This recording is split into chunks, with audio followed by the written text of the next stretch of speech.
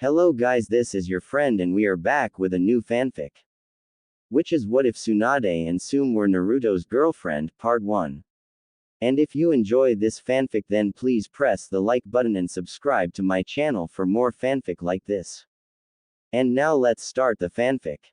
This had to be one of the worst days in the history of worst days.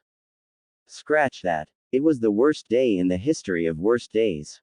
First he spilled his coffee on his precious Haori cloak and then he had to delegate a dispute between several rival business owners in the village. Not fun, by the way. After settling the dispute he had to then listen to the shinobi council bicker to one another about where funds for the village should go. Not fun either. Afterwards he had to make sure that Kushina was ready and prepped for the birthing process. Which didn't go according to plan at all. To make a boring story short, a masked Uchiha member claiming to be Madara Uchiha appeared, took his son hostage, almost killed his child, and then snagged Kushina and released the Kyuubi, causing it to wreak havoc in the village. Not how he thought this day was going to go, at all. Minato's sapphire orbs traveled behind the robed Uchiha that stood in front of him and spotted the ginormous form of the Kyuubi slowly lumbering through the forested area he teleported it to. The behemoth fox roared loudly before several dozen ethereal chains sprang into the air. The golden metallic chains proceeded to wrap themselves around the beast's body, ensnaring it and slamming it into the ground harshly. The force from the maneuver caused a minor earthquake that spread out several miles in all directions. The colossal fox struggled for several seconds before a tsunami of water that rivaled the Hokage mountain slammed down onto the beast. The Kyuubi roared loudly as the gigantic mass of water began to rotate, jostling the beast and keeping it from finding its footing. Had the situation not been so dire then Minato would have certainly smiled at the scene. His wife was so badass. You shouldn't worry about your wife, Yondaime. She'll be dead soon anyway. The Yondaime Hokage of Konoha directed his attention on the man for a brief moment before gripping his tri-pronged kunai and twirling it in his offhand. My wife can handle herself just fine. You're the one that should be worried. Minato's eyes shone with indifference as he leaned his upper body forward while tapping his right foot on the ground. The ground beneath the masked Uchiha lurched for a moment, causing the man to direct his gaze to it. And it was all the distraction that was needed for the infamous blonde man. Minato's trademark kunai met nothing but distorted air as he appeared not but a foot in front of the unknown shinobi, slashing diagonally through the masked shinobi's head. Before the Uchiha could retaliate with an attack of his own, he was forced to once again use his intangibility as the ground beneath his feet exploded in a spectacular explosion. An impressive shockwave shot through the empty field as soot and ash slowly fell from the sky from the explosion. A harsh breeze shot through the clearing, revealing the masked shinobi to be completely fine. The same could not be said for the environment as it was nothing but charred remains of rock and dirt. The hooded man slowly glanced around his surroundings, taking in the devastation that the Yondaime had created with a simple exploding clone. HMPH. He's far more creative than I originally assumed. Sensei hasn't lost his touch, I see. His lone Sharingan slowly trailed around the clearing before he jumped up out of the crater he stood in. Upon making contact with the ground he was forced to once again become intangible due to the hand that would have no doubt speared through his chest. In that hand was the Yondaime's infamous kunai, and attached to that kunai was a unique-looking explosive tag. Before he could question the oddity of the tag, his eyes clenched tightly as a ridiculously bright flash of light exploded directly in front of his face. On instinct, he made his entire body intangible and stood completely still until his eyes were fine. Upon opening his eyes he noticed the ceiling array that sat directly below his feet. He did not get to react or use his Mangekyo Sharingan ability due to the seal that was now slowly crawling up his body. His eyes widened in genuine shock as the control that he had over the Kyuubi completely disappeared. That shock turned into pain as he felt an incredibly powerful jutsu impact against his back. His face slammed directly into the rocky terrain below him as the Yondaime's Rasengan grinded against his unprotected back. Minato's expression shifted ever so slightly before he rammed his hand further down into the man's back, marking his injured back with his Hiraishin. He proceeded to disappear in a yellow flash before reappearing in front of the robed man with his foot reared back. Minato's sandaled foot made direct contact with the man's porcelain mask, shattering it into 1,000 pieces and sending his body rocketing into the air. The now maskless Uchiha was airborne for all but a nanosecond before being sent to the ground by an insanely monstrous strike to the gut. His back cratered the earth harshly and a volley of blood ejected from his mouth as the blonde cage appeared in another yellow flash with his foot striking against his sternum.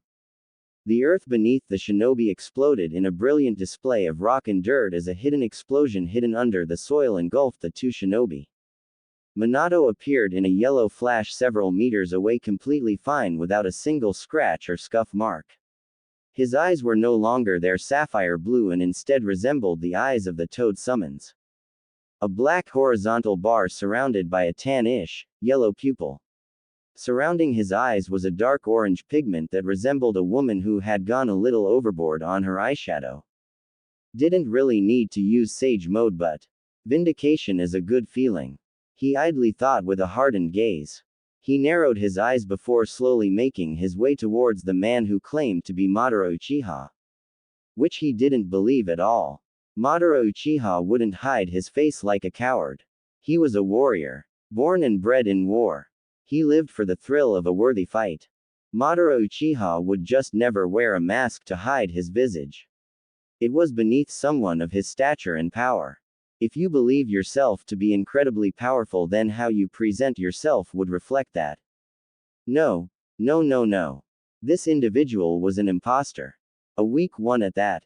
Taking his son as leverage against him only to attack his weakened wife. Anger blossomed in Minato's heart as he reached the man and stood over his injured and dilapidated form.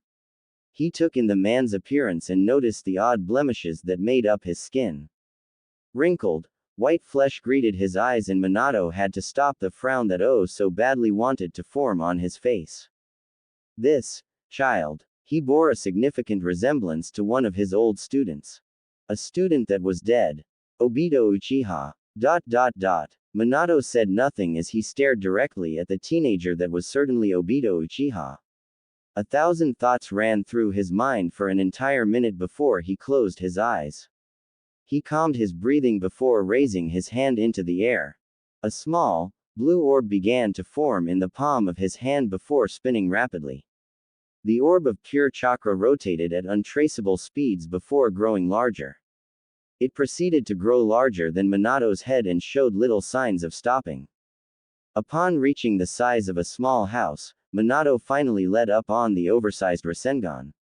His unique eyes slowly trailed up towards the jutsu for a moment before he shook his head. I don't know how you survived and quite frankly, I don't care anymore. He began quietly. You held my son hostage, almost killing him in the process, attacked my wife while tearing the Kyuubi out of her and allowed it to run amok in my home. His tone shifted darkly as his eyes grew cold. I will see you in hell, Obito. The overpowered Rasengan descended upon Obito immediately after his words. The entire clearing exploded due to the ginormous amount of chakra the Rasengan possessed. It destabilized a second after, engulfing the field in a spectacular explosion of bluish-white chakra. Minato walked out of the explosion with a hardened expression before shifting his gaze towards the restrained Kyuubi who was trying to form a Bijudama. He disappeared in a yellow flash shortly after. Break. Stay the fuck down, you oversized mutt. Kushina's red tresses swayed erratically as she struggled to keep the gigantic beast from moving. Copious amounts of blood ejected from her mouth as the Biju managed to snap one of her many Kongo fuses. Kushina roared a battle cry that would have impressed Madara Uchiha himself as 10 more chains spring from her back, impaling the Kyuubi's tough hide and anchoring it to the earth. She proceeded to flex every muscle in her body as another gigantic tsunami of water slammed down onto the titanic fox. The red-headed Uzumaki huffed several times as sweat freely flowed down her beautiful face. Dried blood stained her tarnished dress and a fresh batch of blood quickly joined the old stains, painting her in even more crimson. Hurry the fuck up, Minato. I can't keep this shit up. She mentally screamed as the giant beast thrashed wildly against its restraints. Had she been at full health, then holding down this stupid fox wouldn't be an issue. But no, some had to steal her baby while ripping the Kyuubi out of her. If she got her hands on him, he was dead. Kushina screamed out in agony as several of her golden chains snapped abruptly. She fell to her knees in absolute pain as bleed freely dripped down her body. One of her eyes clenched shut in response to the pain. She groaned loudly as another searing wave of pain assaulted her body, causing her to wrap her arms around her torso. She could feel it. She was getting weaker. She was dying. The pain of having her biju forcefully ripped out of her was now beginning to take its toll. It didn't help that she was using ridiculous amounts of chakra to keep the damn fox from going anywhere. Yes, she was going to die tonight. There was no doubt about that. She'd be sad if it wasn't for the fact that she was trying to stay alive while preventing the Kyuubi from reaching Konoha. Sometimes she fucking hated being a good person. You're such an annoying piece of shit. Kushina wobbly rose to her feet and glared directly at the giant biju that returned the gesture with its own hateful gaze. Fuck you too. The giant fox growled angrily before it snapped the chains that were wrapped around its snout, causing another wave of pain to shoot through Kushina's body. The woman fell to the ground once more while vomiting a healthy amount of blood onto the ground beneath her. She slowly rose her head towards the beast and her eyes widened exponentially as she stared at the giant ball of condensed chakra that was resting in front of the beast's mouth. Her mouth dropped in silence as she stared at what was the equivalent of a nuclear bomb. Oh shit. Oh shit. Manatu oo. The Kyuubi released the Bijudama, aiming directly for Kushina's form. Kushina closed her eyes as she waited on the cold hands of death to snag her soul. She sat completely still for a few moments before realizing that she wasn't, well, dead. Her left eye slowly peeked open and a smile of relief appeared on her face as she stared at a familiar white haori with the kanji, 4th Hokage, written on it. The Yondaime Hokage stood protectively in front of his wife with both of his hands held up. In the center of his cupped hands was one of his kunais. In front of the kunai was a massive Hiraishin formula that was currently engulfing the Bijudama that the Kyuubi had released. A few seconds passed by before the Bijudama completely disappeared into the ceiling formula. Minato sighed quietly as he teleported the atomic bomb away. Not a second later did the shockwave from the attack blast through the area, almost sending Kushina flying due to her weakened state. Minato's cloak flared wildly in the wind as he stared into the eyes of the Kyuubi. The beast seemed to almost sneer and reared its head back to repeat its failed attempt at getting rid of its former Jinchuriki. We're pressed for time, Kushina. Minato glanced behind his back and stared into the violet eyes of his wife. We need to reseal it. Kushina was silent for a moment before weakly nodding her head. She erupted into a harsh coughing fit before slowly standing to her feet with the aid of her husband. No. I'll prepare the array. Kushina wiped the excess amount of blood that painted her body before running through several hand seals. She fell to one knee as she slammed her hand on the ground, causing a unique-looking altar to appear atop of a bizarre-looking array. When she turned her head towards Minato, she noticed her newly born son sleeping peacefully in his arms. A weak smile formed on her face as Minato slowly kneeled beside her. He's so cute. She rose one of her hands towards her baby and stroked his tiny cheeks with one of non-bloodied digits. He'll definitely be a lady killer. Hee. A weak grin tugged at her face after her statement. One that caused no small amount of pain to form in Minato's chest. He could see clear as day that Kushina was not going to live for much longer. She was alive off of sheer willpower. No normal person could take this amount of damage to their body and survive.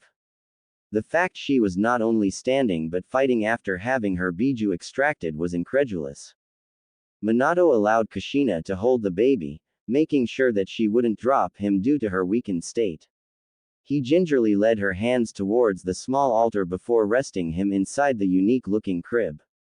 After making sure that little Naruto was in his crib, Minato directed his gaze back onto the Kyuubi and his features harshened. He rubbed Kushina's back before slowly rising to his feet and glaring into the beast's eyes. I'm going to weaken the Kyuubi even more.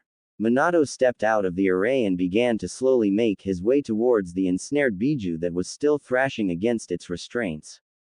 I already know what you're going to do, Kushi-chan. Minato slowly turned his head towards Kushina and stared directly into her violet orbs. Unshed tears swam in his orange orbs as husband and wife met each other's gaze for what could be the last time. I love you. So much. Tears freely fell down Kushina's face as she replied. I love you too, you stupid idiot. She screamed with no venom, trying desperately to lighten the mood regardless of what was going to eventually happen. It did its job as Minato cracked a tiny smile despite the single tear that fell down his cheek. He slowly turned back towards the Kyuubi before taking in a deep breath and steeling himself. Minato's unique pupils bore into the Kyuubi as he slowly raised his hand in front of him. A Rasengan immediately formed on his hand and Minato slowly closed his eyes before channeling his elemental affinity and encircling it around the jutsu. I've only ever did this once. Please work. He pleaded desperately. Futon chakra began to encompass his Rasengan, causing an ear-piercing shrieking noise to emit from the jutsu. Several seconds passed by as the shrieking began to grow louder and louder. The Rasengan began to grow larger as a rotating blade of wind began to jut outwards from the Rasengan. Minato breathed in deeply before channeling even more chakra to the Futon-infused Rasengan. The ear-splitting shrieking only got louder as the Rasengan grew yet again in size, now being only slightly smaller than an average man. Minato grit his teeth as he held the jutsu in his hand. He could feel thousands upon thousands of microblades of wind trying to cut through his sage-infused hand. He reared his arm back before taking aim at the Kyuubi and glaring directly at the beast's head. Futon. Rasenshuriken. Minato roared loudly before throwing the jutsu directly at the Kyuubi. The jutsu sliced through the air with ease and seemed to only get faster as it closed in on its own target. The Kyuubi could do nothing but watch as the jutsu finally reached its position. Upon making contact with the snout of the Kyuubi, the jutsu expanded almost 5 times its original size, now resembling a large home. A dome of pure wind engulfed a large portion of the Kyuubi's face, causing the beast to roar in actual pain as the millions upon millions of micro blades sliced into its face. Minato grinned at his successful jutsu before turning around to stare at Kushina. His grin immediately disappeared upon noticing her motionless form. She was standing still with her hands clasped together, staring directly at the Kyuubi. There was nothing behind her that he could see, but he was positive that she was using the Shiki Fujin. Blood freely dribbled down her face as an invisible tendril raced through the air, connecting to the Kyuubi's distracted form. Kushina closed her eyes as she felt the cold hand of the Shinigami reach through her back. After a second of weightlessness, the Shinigami tugged directly on the soul of the Kyuubi, gaining its attention. After realizing what was about to happen, the beast reared its hand-like appendage back to strike the woman down. It was distracted by an incredibly powerful gust of wind that slammed into the side of its face. Futon.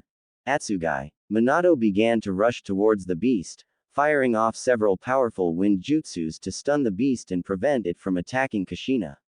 Each time it rose its hand, Minato would fire several futon jutsu at the appendage, preventing it from moving. Minato clapped his hands together as a tornado of wind exploded out from his body. The raging cyclone clashed with the gigantic Biju, knocking it back onto its side and preventing it from even moving. Senpo. Tatsumaki. Minato clapped his hands once more as the tornado exploded, causing a destructive shockwave to explode out from the Kyuubi's position. The blonde cage continued his relentless assault until hearing Kushina's cry of agony. He was next to her near instantaneously with his palm resting against her back. He couldn't see what was happening but understood that Kushina would need more strength to completely seal the Kyuubi away. His left hand snaked around her abdomen as green chakra surrounded the appendage. Kushina's sigh of relief was music to his ears in her stony eyes. Kami. He was going to miss her. I'm Not going out L like a little bee bitch. Her violet orbs were alight with fury as she grit her teeth.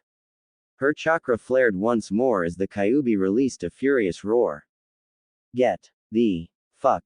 INNNNN.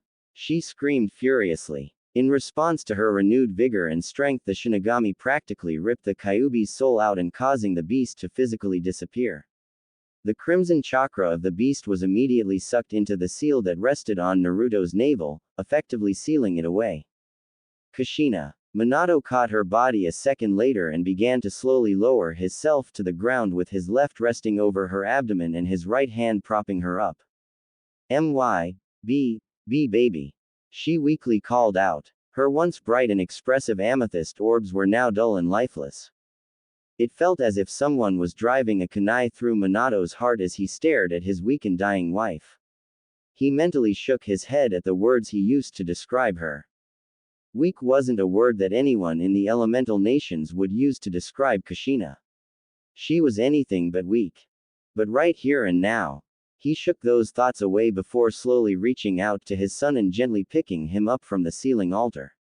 He watched Kushina's eyes light up with renewed vigor once more as a painful smile formed on her bloody face.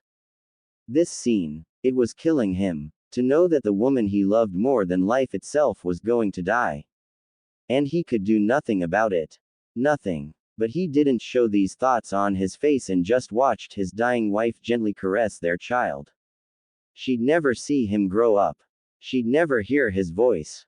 She'd never see him take his first steps.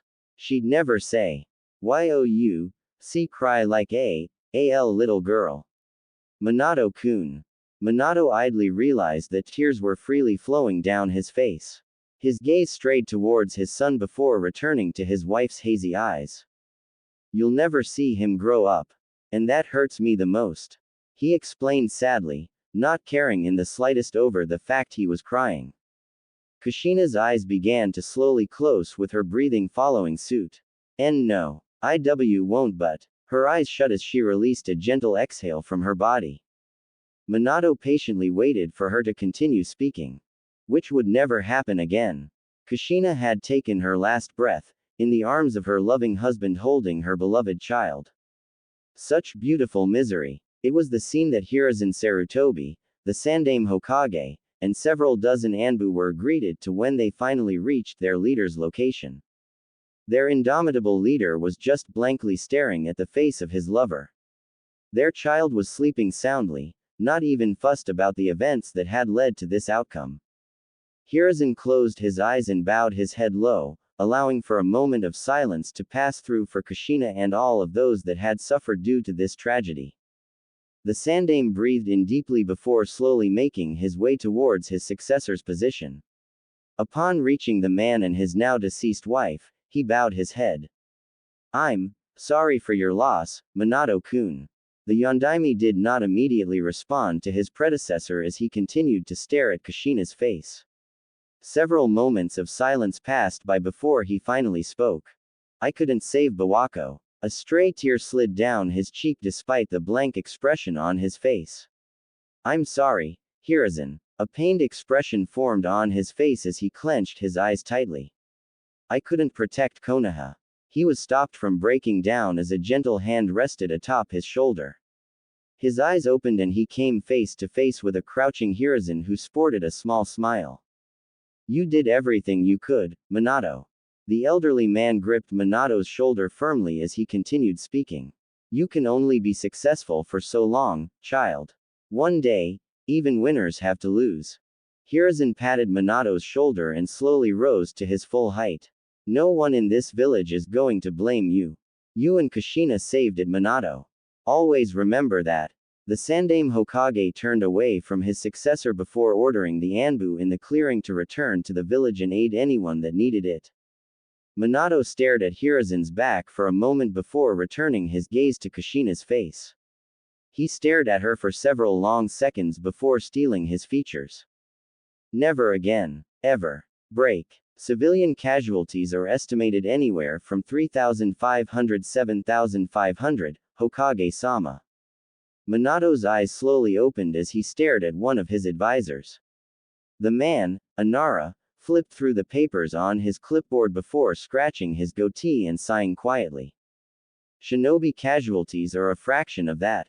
Specifically, 746. Shikaku Nara shook his head before speaking once more. All things considered, it could have been a lot worse. Minato stared at the Nara clan head for a moment before directing his attention to the paper that sat on his desk. It was more or less a synopsis of the damages, deaths, etc. that had occurred only a few hours ago. Most of it was only estimations and the like, so Minato would take what he could. So much work had to be done. So much work. The Yondaime rubbed his eyes tiredly as he remained silent for several minutes, trying to compartmentalize everything that happened tonight. He just wanted to go home and be with his son and grieve for the death of his wife. But he couldn't do that. He had to be the Hokage first, and while he certainly didn't like it, he had to get used to it. 2 years as the Hokage and a catastrophe had already struck Konoha. He was doing a fantastic job. Permission to speak freely, Hokage-sama? Shikaku asked in a bored tone while placing the clipboard on Minato's desk. At Minato's simple hand gesture, he spoke bluntly. You look like shit, Minato. You need to go home and rest. Shikaku proceeded to cross his arms against his chest and stared into Minato's eyes. You have more than a dozen shadow clones flashing around the village trying to do damage control on top of having protected the village against the Kyuubi and some unknown attacker. You've done enough. Minato sighed tiredly as he shook his head. I need to be the leader first. If I show weakness, then morale will dwindle. He stood up from his chair before walking towards the large window in his office. His sapphire orbs stared out into the destroyed village with a morose expression. I am going to call for Jiraiya's return, and I will be bringing Tsunade back to provide aid for the wounded as well as creating her medic shinobi program proposal that Hiruzen denied. Shikaku was silent for a moment before sighing quietly. We had medics on every single team during the Third Shinobi War. Minato shook his head as he spotted several yellow flashes across the village. It can be better, and that's why I'm bringing her back.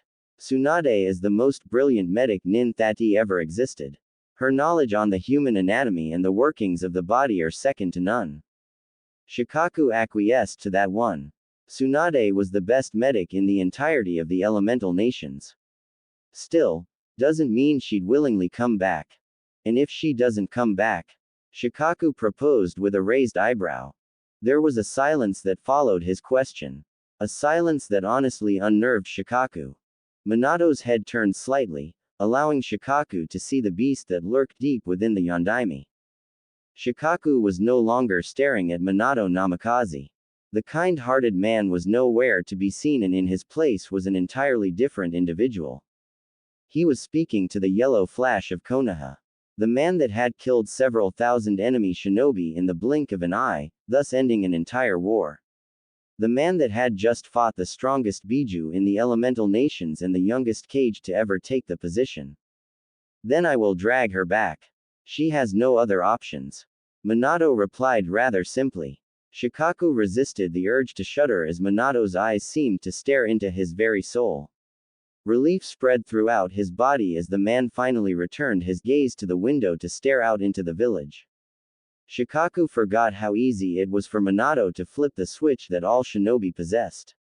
Only his switch was far more threatening, oppressive and terrifying. The man was the ideal and perfect shinobi.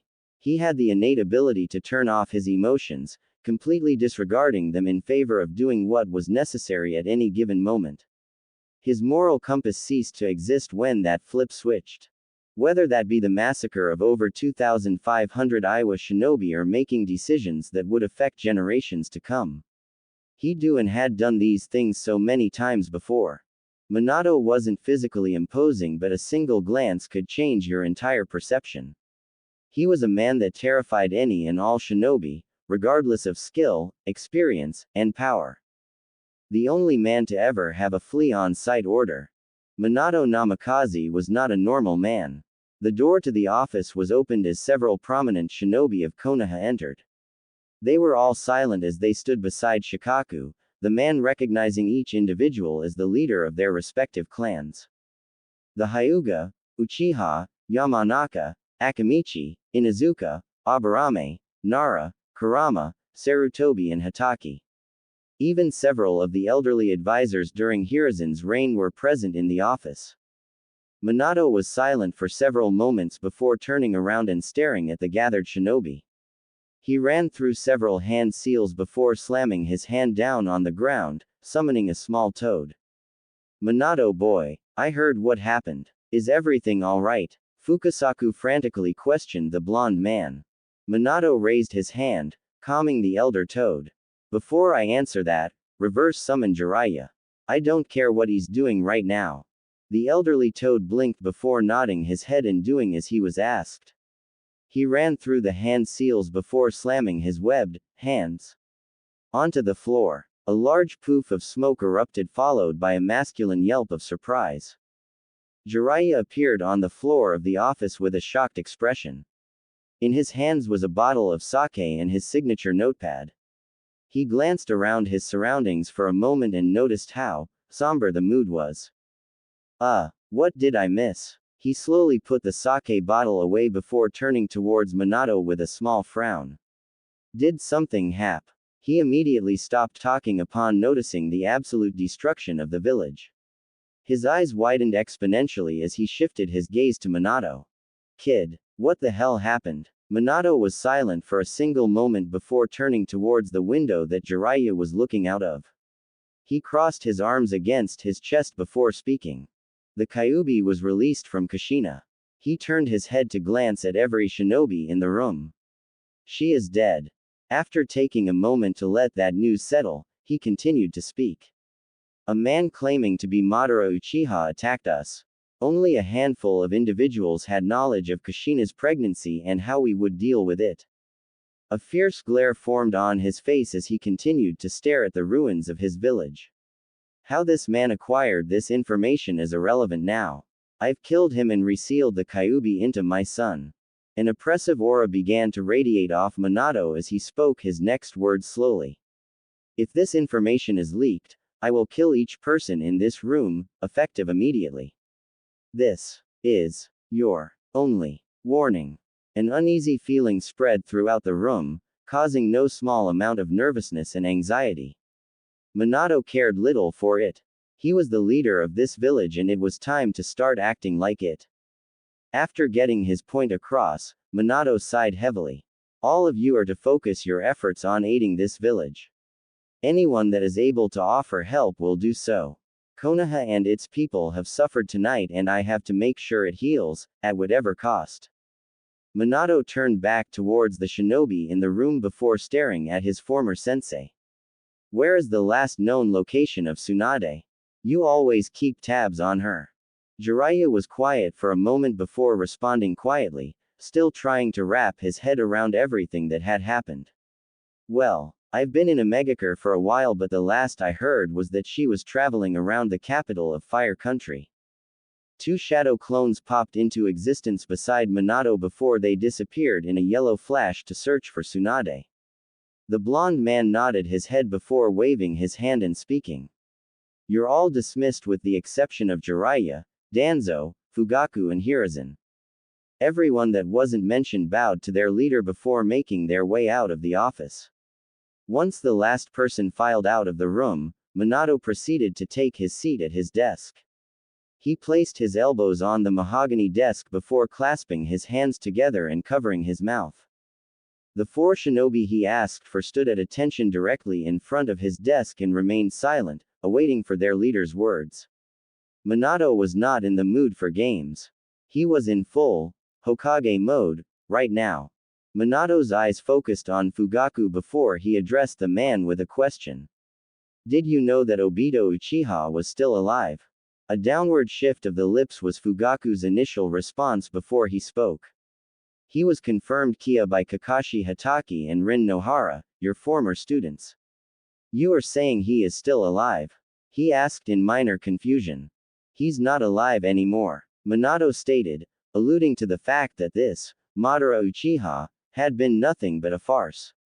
He possessed a Mangekyo Sharingan and was able to control the Kyuubi after extracting it from Kushina. Minato proceeded to close his eyes before asking a question that would decide Fugaku's fate. Where was your clan during the attack? The Uchiha clan head blinked at the question before his eyes roamed across the room to Danzo. Danzo ordered our clan to protect the civilians. No doubt to cause paranoia amongst the village, trying to shift the blame of the attack on us. Everyone with eyes could see the Sharingan pattern in the Kyuubi's eyes. Fugaku wasn't going to hide his dislike for the man. Danzo was a piece of human garbage and he cared little what anyone else thought. Minato's eyes left Fugaku and instead settled on Danzo. Is this true? Danzo shifted his cane in his hand before answering simply. Yes. Who gave you the authority to hand orders to clan leaders? Minato fired back almost instantly. The crippled war hawk was silent for a moment before answering Minato. I believed it was in Konoha's best interest if the only known clan to control the Kyuubi was given the task of being non-combative. Minato's stare harshened as he replied to the crippled war hawk. You believed that it was in Konoha's best interest that the most versatile clan in Konoha was put on the sidelines. Exclamation mark. Are you out of your fucking mind? Minato slammed his right fist into his desk, shattering it and causing thousands of splinters to fly haphazardly around the room. I should kill you right now for your incompetence. You endangered far more lives with this stupid display of paranoia. You have one more time to act with Konoha's best interests in mind, and I will kill you where you stand. Get out of my fucking office. He yelled furiously. The bandaged man immediately took his leave, not wishing to anger Minato more than he already was. If he was going to move like he used to, then he'd need to be far more subtle about it. Minato was an incredibly observant and calculating individual. One slip up and Danzo knew that he'd be killed. Minato breathed in deeply as he tried to calm his anger. After several minutes, he turned back towards Fugaku before speaking. I apologize on behalf of Danzo's idiocy. The Uchiha are an integral part of the village, and those that throw disdain at your clan for its past are foolish. Reparations are to be made, and I will personally see to it by expanding the Uchiha's territory. I will not make the same mistakes that Tobirama made. What the Uchiha need, they will get. What they want, I will try to provide, within reason. Fugaku could not keep the surprised expression off of his face. He truly did not expect for Minato to do this, but he certainly wasn't going to complain. The Uchiha bowed to his leader as he spoke. Thank you, Hokage-sama. Yes. We will talk more about this in depth at a later date. For now, use the police force to maintain order and aid in whatever way possible. I leave judgment to your discretion, Fugaku. The Uchiha once again bowed to his leader before exiting the office with a noticeable pep to his step. It was an amusing sight considering the man was usually always in control of emotions. Why are you in Amegakure? Did you find those kids that you once trained? Minato glanced towards Jiraiya as he questioned the man. The toad sage sighed quietly before crossing his arms against his chest. I've been searching but no luck. It's been a few months and I think I'm going to call it quits. Minato nodded his head before glancing towards Hiruzen, who had remained silent the entire time. Any advice? Hiruzen offered the man a smile before replying. You seem to have the situation handled. He jibed good-naturedly. A small smile cracked on the blond man's face as he leaned back into his chair while staring at the ceiling.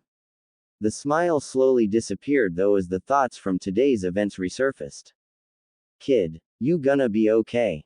Minato's eyes trailed down towards Jiraiya and Hiruzen, who were looking at him with genuine concern. A conflicted expression formed on his face before he spoke. I will eventually be. He answered truthfully. Where is the kid anyway? Jiraiya asked curiously. The Yondaime sighed while rubbing his eyes. I have Kakashi watching over him with a few clones watching over him, and I have several barriers surrounding the location. To say that Minato was a paranoid individual was an understatement. After all, his wife had just died despite all of the precautions they had made, and while he doubted a similar attack would happen again, he wasn't going to take that chance. You should get some rest, kid. You look like shit. Jiraiya proposed rather bluntly. Minato rolled his eyes with a sigh before turning to gaze out the window. Shikaku said the same thing. He turned his head towards his mentors with a small frown before speaking. Do I really look like shit? The two men did not hesitate to nod at the question and caused no small amount of annoyance to Minato. Traitors. Fine. Fine. Fine. I'll go home and rest. Minato released a sigh that quickly tapered off into a yawn. His eyes began to grow heavy, and did he only now finally understand how tired he actually was. Today had truly tried his mental fortitude. The man turned towards his mentor before bidding them goodnight and disappearing in a yellow flash. Upon leaving, the two older shinobi glanced at one another. You think he'll get through this? Jiraiya asked curiously. Hiruzen sighed quietly before shaking his head and replying quietly. He has no other option, Jiraiya. Break. Are you sure that you don't need me to stay, sensei? Minato glanced at his only remaining student from his time as a teacher before smiling. Yes, Kakashi. If I need you, I'll call for you. He proceeded to ruffle the masked boy's hair. Kakashi's face scrunched up in annoyance as he swatted the man's hand away from his head. Minato proceeded to teleport the boy out of his home before glancing around his home. Peace and quiet. It wasn't normal. Kushina would usually be yelling about something mundane at this time. Sorrow began to burrow its way into his heart as his eyes grew misty. Before the years could fall, the distinct sound of a baby crying was heard. Minato was by his son's crib instantly and stood over him with furrowed eyebrows. He was confused for all but a second before a disgusting stench entered his nostrils. Well, it seemed he needed to change to Naruto. Right. Okay. Minato stared at Naruto with an unsure expression for several long moments before grimacing lightly and speaking aloud to himself. How do I change your diaper? You look so dumb in that hat. Minato's sapphire eyes traveled towards Kushina, who was sitting on the window sill of his new office. A small smile formed on his face as he fished out one of his Hiraishin kunais. I don't know, Kushi-chan. He replied as he gazed at his reflection from his weapon. I think it fits me pretty well. An obnoxious snort from the red-haired woman, the response he was given. Minato just smiled though as he gazed at his wife, who was now staring out into the village, admiring how the sun bounced off her and how beautiful she looked. The hell are you staring at? Minato blinked at Kushina's rather aggressive question before his smile grew larger. You, he replied quietly. You're so beautiful. Satisfaction blossomed in Minato's chest at the way Kushina began to handle his compliment. Her eyes immediately averted from his and a small hue of crimson formed on her face. Shut up, idiot. Minato slowly rose from his seat as he made his way towards his wife. Upon reaching her, he placed his left hand on her cheek before slowly guiding her gaze towards himself. Violet met Sapphire as both husband and wife stared into one another's eyes. I love you, Kushina. Minato expressed sincerely. Though embarrassment channeled deep within her core, Kushina replied, albeit rather quietly. I love you too, Minato-kun. The fourth Hokage's eyes crinkled from the smile now adorning his face as he leaned in to kiss her. Their lips met in a rather delicate manner as Kushina's hands grasped her lover's haori.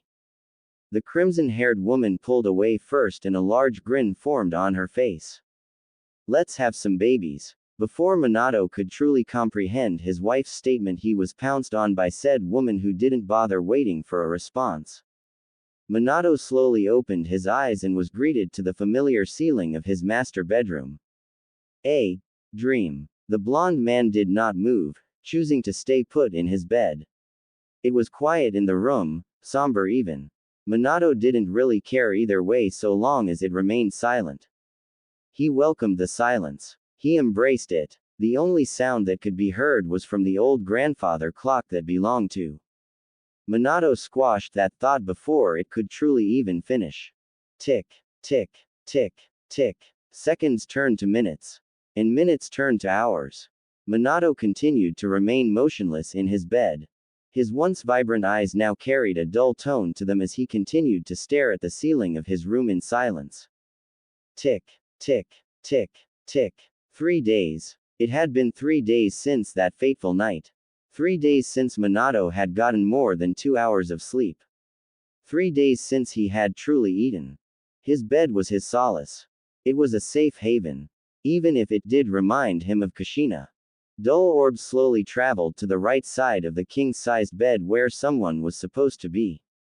In the spot though, there was nothing. No stray streaks of crimson covering him and the entire front half of the bed. No armada of hoarded pillows that either did or didn't belong to him. No shortage of blankets and coverings. There was space for him on his side of the bed, an unusual amount of it. No violent woman there to greet him. No, good morning you flaky bastard. There was nothing. Minato closed his eyes as images of Kushina popped into his mind. The way her beautiful hair swayed to and fro. Her beautiful amethyst orbs. Her violent temper and standoffish personality. He missed her so much. A single pitiful sob escaped Minato as his face scrunched up. Tears threatened to spill out from his clenched eyes, but he willed them away. Kushina's beautiful face appeared in his mind once more. Her eyes were shut as she donned her infamous grin. Her cheeks scrunching up and her teeth on full display. The blonde-haired man clenched the soft fabric of his blanket tightly as another pitiful sound tore through his throat, though he still refused to break. An obnoxious and loud laugh emitted from Kushina as she doubled over. Her crimson tresses swayed in the wind as her laughter grew in volume. Minato would not break. Not again. I love you Minato-kun. And break he did. Tsunade-sama. A young, feminine voice spoke quietly.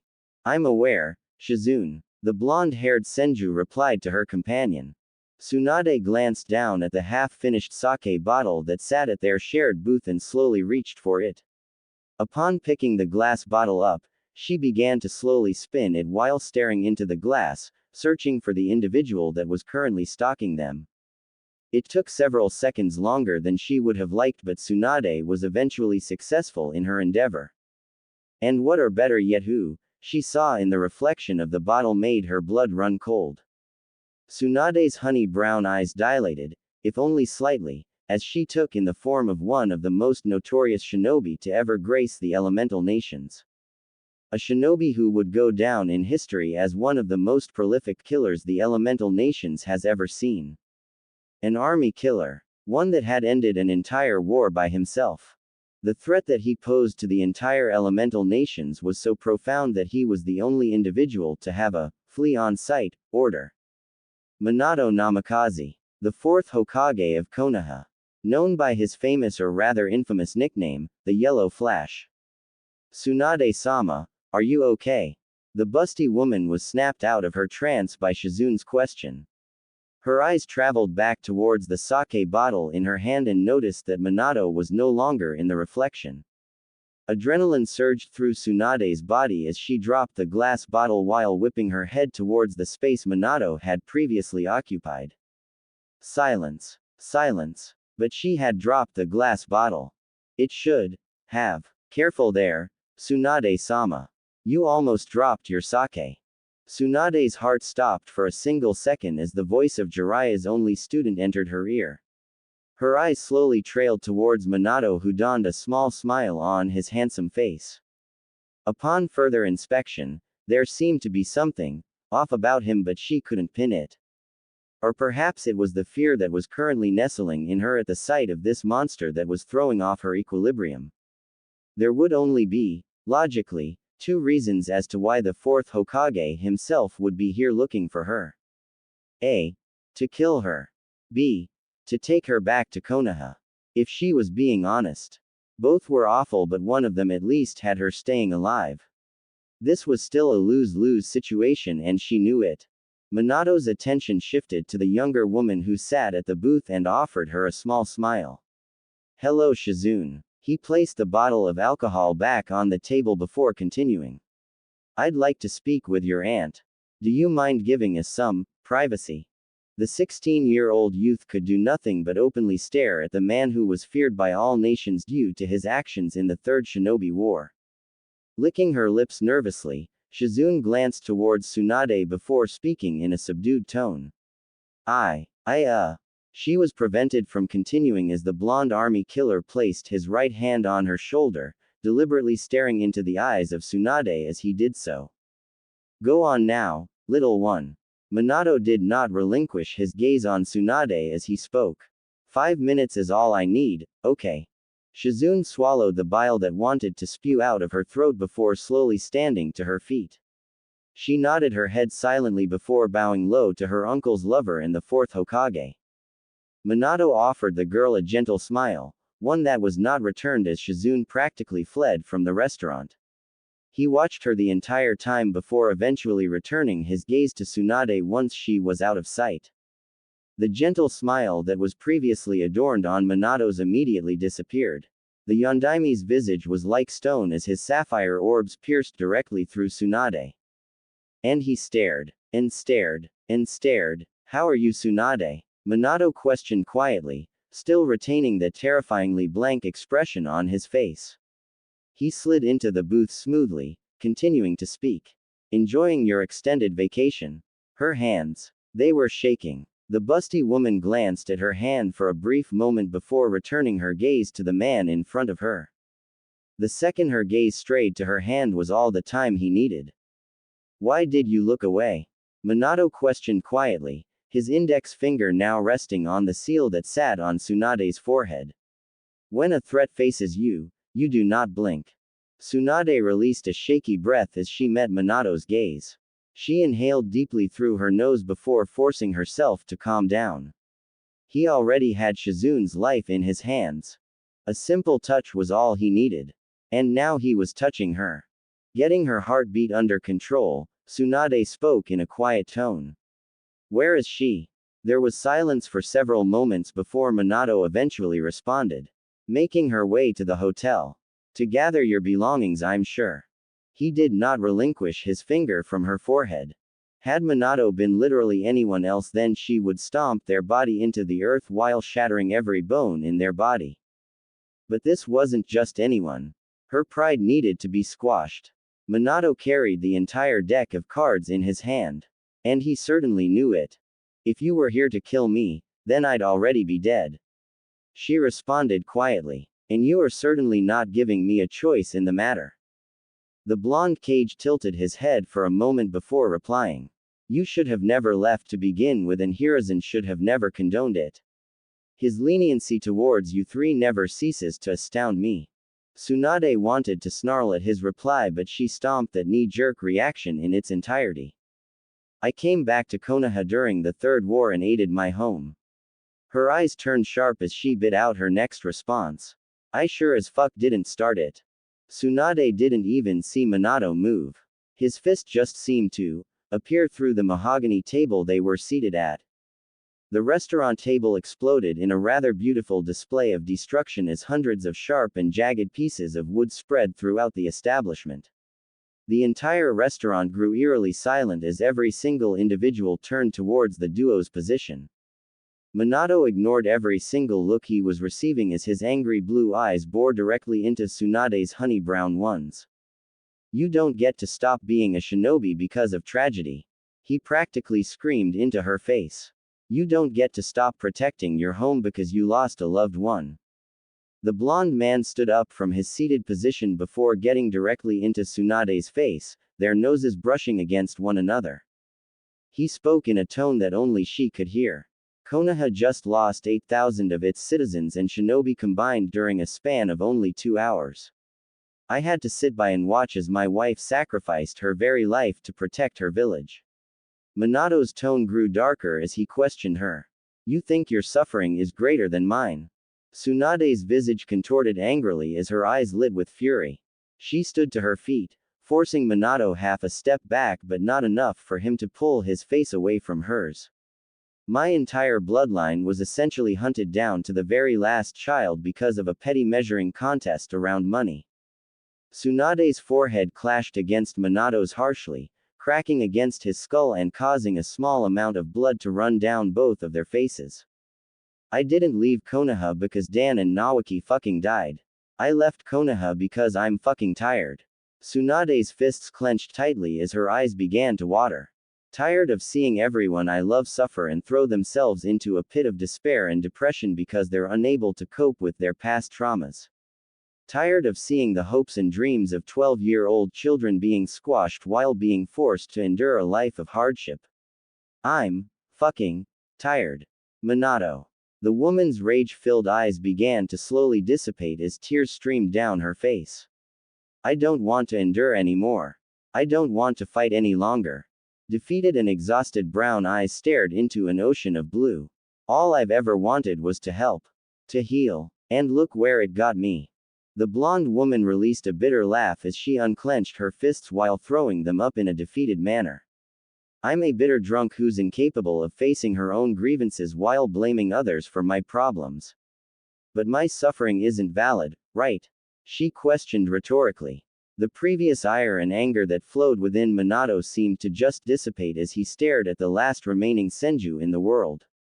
The man's blue eyes gazed into the woman's defeated brown ones and he felt a genuine tug at his chest. Minato closed his eyes with a soft sigh before bowing his head, jostling his spiky locks of hair. He was silent for several long seconds as he contemplated his next words. He wasn't thinking straight. Of course Tsunade hadn't left because of a single event. Dozens of events had led up to her eventual departure, and while he didn't agree with how she chose to handle it, that didn't invalidate her pain. He was allowing his emotions to dictate his actions. Anger and grief circulated through his heart due to the loss of his wife. The added stress of having to provide aid for the entire village while looking after his newborn son was clearly weighing down on him heavily. The blonde Cage raised his right hand towards his face before wiping off the blood from the wound Tsunade had caused. Shaking his hand free of the copper substance, Minato opened his eyes before speaking in a more calm and rational tone than previously. It was not my intention to invalidate the pain you have endured in your life. Straying his gaze away from the woman's slightly surprised expression, Minato continued. I have yet to properly mourn for Kushina. Before Tsunade could reply to the man's statement, his hand came to rest on her shoulder. Her vertigo flipped upside down for a mere second as her feet made purchase on solid ground. She wobbled but for a moment before blinking and gazing around at the area Minato had teleported them to. Tsunade's eyebrows furrowed as she stared at the capital of Fire Country from one of the many mountain ranges surrounding it. She could see every single home, establishment, and general building from the vantage point she shared with Minato. After admiring the view for several seconds, her attention was drawn to the blonde man as he began to walk towards the edge of the mountain with his hands in his pockets.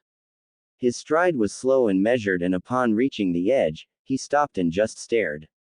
A gentle breeze swept through the area, jostling Tsunade's braided hair and ruffling Minato's hoary cloak.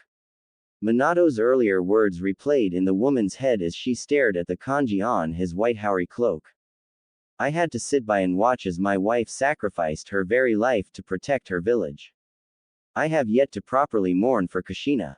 The busty woman's gaze strayed towards the soil as images of Dan appeared in her head. His gentle smile. Loving gaze. Tsunade released a sad sigh as her eyes closed. She knew exactly what Minato was going through, and while she didn't truly know Minato, she did know how losing a significant other affected an individual's psyche.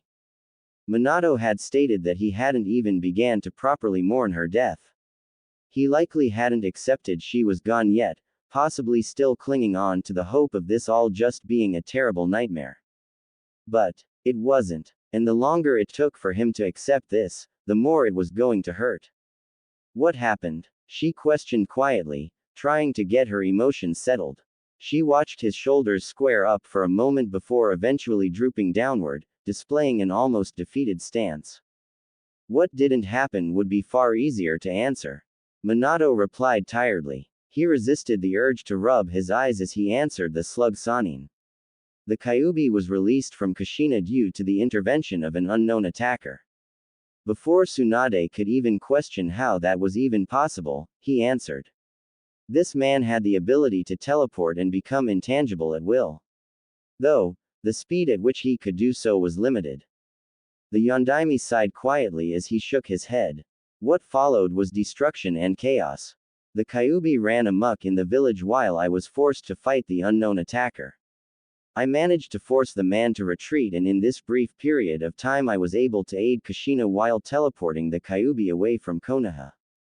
I eventually killed the man while Kushina was dealing with the Kyuubi. Afterwards, he trailed off quietly as his eyes closed. Biting back the emotion that wished to surface, Minato continued. We had to reseal the Biju.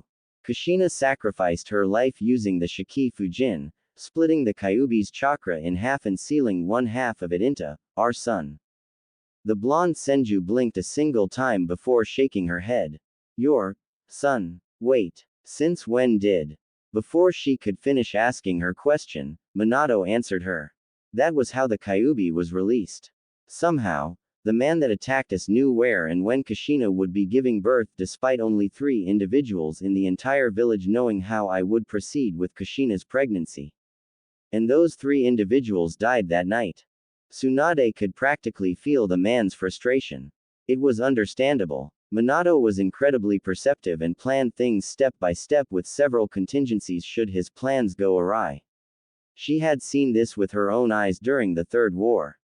He'd certainly never get his answer either if everyone involved in the Kyuubi's rampage was dead. It must be like an itch that couldn't be properly scratched. And Jiraiya and Orochimaru? She questioned as she approached his position. Jiraiya is conducting counterintelligence. I don't want this event reaching the ears of the other cages.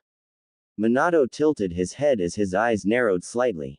We've just come off a world war and I'd rather not be in another one so soon. The busty woman glanced at Minato out the corner of her eye as she contemplated that statement.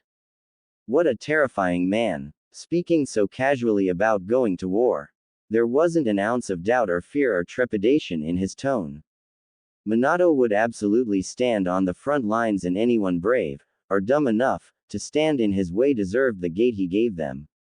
While she hadn't personally bore witness to the destruction and chaos that Minato rained down upon Iwagakure at Canopy Bridge, she had the stories from the several dozen Konoha shinobi that Minato fought alongside. And each story was the same. They saw nothing but red and yellow. Orochimaru, on the other hand. The man seemed almost hesitant to speak about her former teammate, and after several seconds of silence, he finally spoke.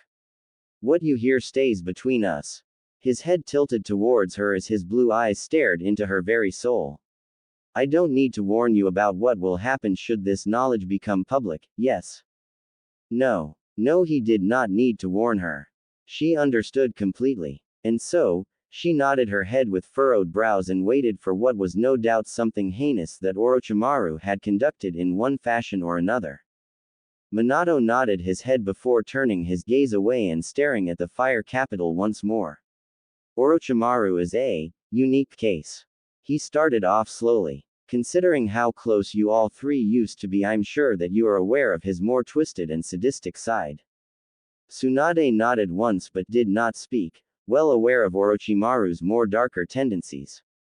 You are unaware of this, but after your departure from the village, Hiruzen had Orochimaru put in the Anbu, namely Root, under Danzo's command. Minato paused for a moment before shifting his feet. I shouldn't have to explain myself in regards to Danzo and his ploys. Tsunade rose a single eyebrow as she replied with an annoyed scoff.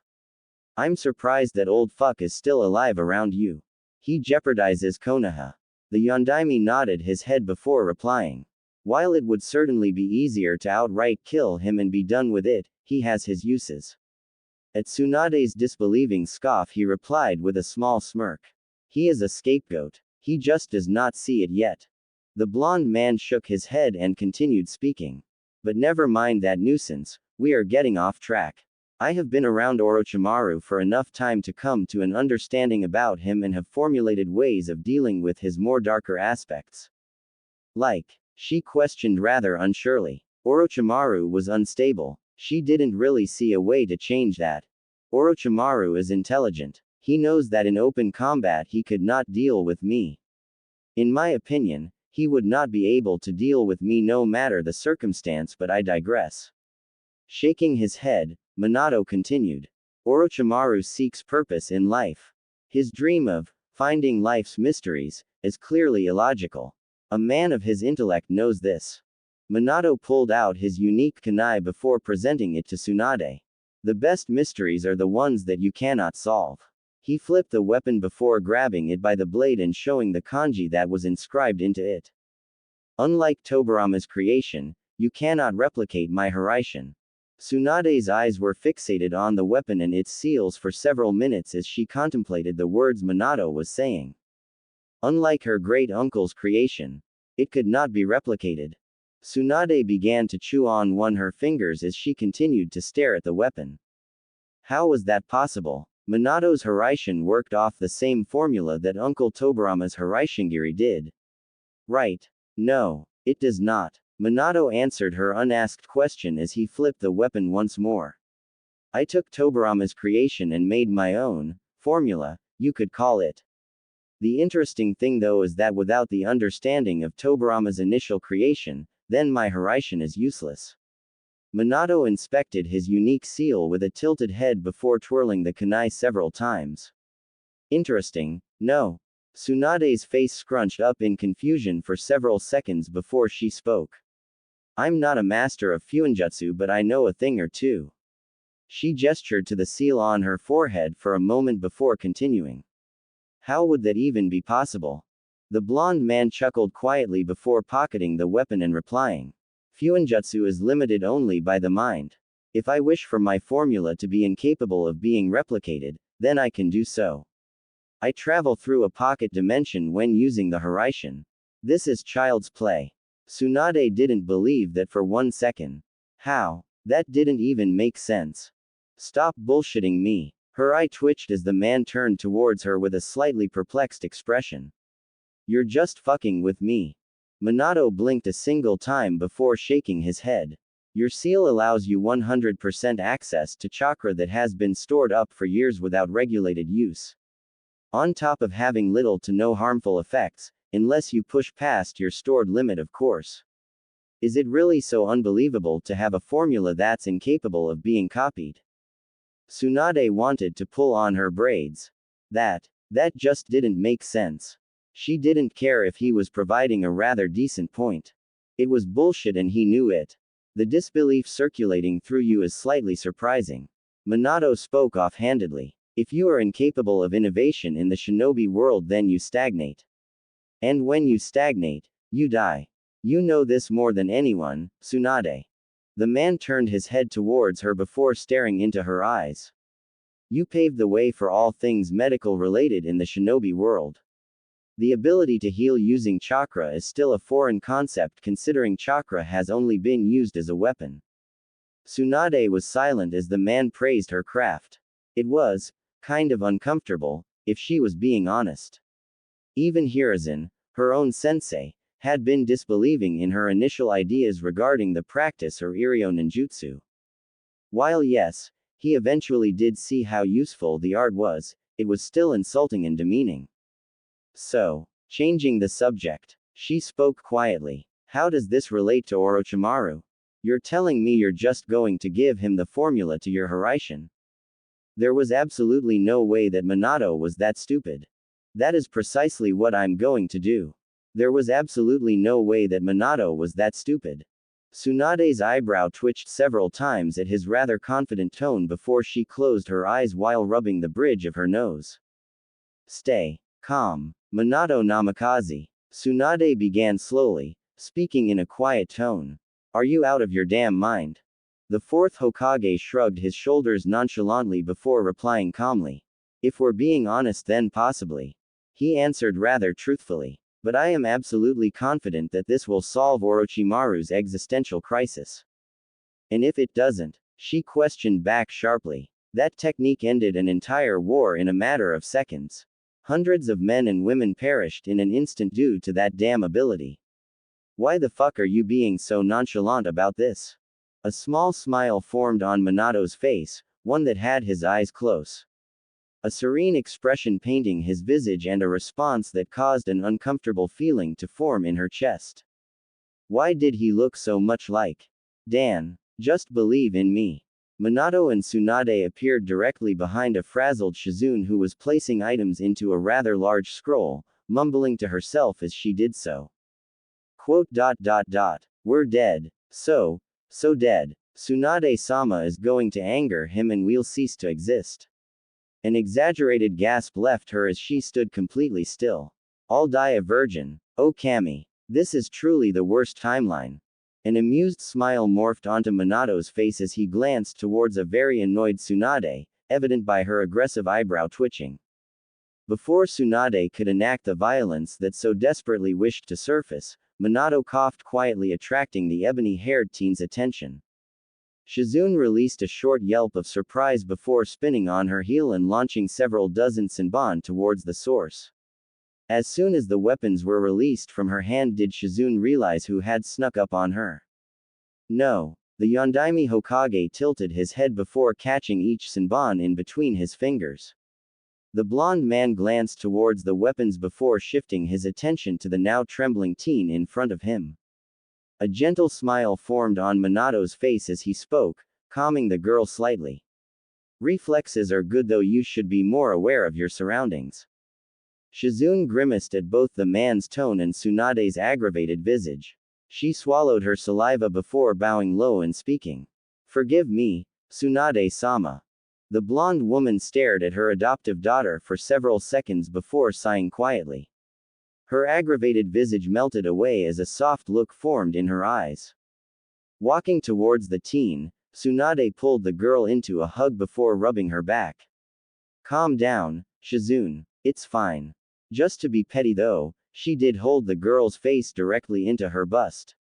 If she wasn't going to be violent and use her fists, then she was absolutely going to suffocate the girl. Only a bit though. She still did love Shizune after all. The ebony-haired girl thrashed several times in the woman's hold before eventually garnering enough strength to pull her face out of the woman's impressive bust. The teen gulped in a large amount of oxygen before huffing. Let me go. The girl's pleading was ignored though as the older woman just continued to mush the girl closer to her chest, depriving her of oxygen and torturing her in a way that any man in the elemental nations would love to experience. Minato just stared at the scene awkwardly as he didn't truly know what to do. Women are strange. You'd think after almost an entire decade of being with Kushina that he'd grow used to situations like this, but no, he hadn't. It was still incredibly awkward. The three shinobi appeared directly atop the Hokage monument with the two females wobbling slightly from the discomfort of traveling via Hiraishin. After they got their bearings, their eyes widened exponentially upon seeing the ruined village. While most of the debris had been moved out of the more heavily populated areas, there was still signs that devastation and destruction had wreaked havoc upon the major village. Giant, empty craters surrounded the outer gates of the village with hundreds of empty plots nearing the epicenter of the village. The shinobi force have been working non-stop to clear all the leftover debris from the Kyuubi's rampage. Minato spoke aloud from his position. He placed his hands into his pockets as his hoary cloak swayed in the wind. It has been an incredibly grueling time. We need medical aid, Tsunade. A soft sigh escaped the man as he shook his head. We lack an abundance of medic nin. While I respect Hiruzen as both a teacher and a former Hokage, he was incredibly foolish to not instill your proposal during the Second Shinobi War. He certainly made up for it during the Third War, but it wasn't a permanent fixture in our teachings. I have done what I can, but turning towards the woman Sashiku'd his face, he continued. I need you, Tsunade. Konoha needs you. Please. He closed his eyes before bowing his head slightly, showing an unexpected amount of respect towards the woman. Again, that uncomfortable feeling formed in Tsunade's chest as she stared at Minato, listening to him speak so earnestly regarding her. She didn't deserve it. Why was he showing such respect? He had every right to force her back to Konoha and demand she aid its people. No, her people. But, looking anywhere but Minato, Tsunade responded with just a hint of awkwardness. I will need supplies in a workplace. Swallowing the saliva that had built in her mouth, she continued. Reports, practice, procedures. I need everything. The blonde man raised his head with a small smile as he spoke. Anything that you require, I will get for you. You need not worry. Before the man could continue, a doppelganger of the man appeared directly beside him. Minato did not seem surprised in the slightest. Fugaku and Orochimaru are awaiting your presence. The shadow clone glanced towards the women for a moment before returning to its master. You were cutting it close. Minato just ignored the offhand comment from his clone before speaking to both women. Would you like to join me, Tsunade? Perhaps seeing a few familiar faces will put you at ease. The busty Senju contemplated the man's offer for several moments before ultimately sighing and shaking her head. I appreciate the offer, Minato, but I'd like to get straight to work. Like you said, Konoha needs me. The fourth Hokage nodded his head before gesturing to his clone and replying. I will have my shadow clone accompany you. Good luck, Tsunade. He made to leave before halting and speaking one last time. Thank you, Tsunade. And then he disappeared. Minato's feet touched down upon the carpeted floors of his office. His eyes settled on the two men his clone had called on before slowly walking towards his seat and sitting down.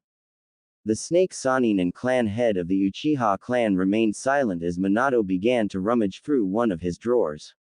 The man proceeded to pull out a rather thick manila folder before tapping it once and spinning it towards Fugaku. This folder might be of interest to you, Fugaku. The blonde cage tapped it once more before picking it up and handing it directly to Fugaku. Do not open it until you are home. You are dismissed, Fugaku.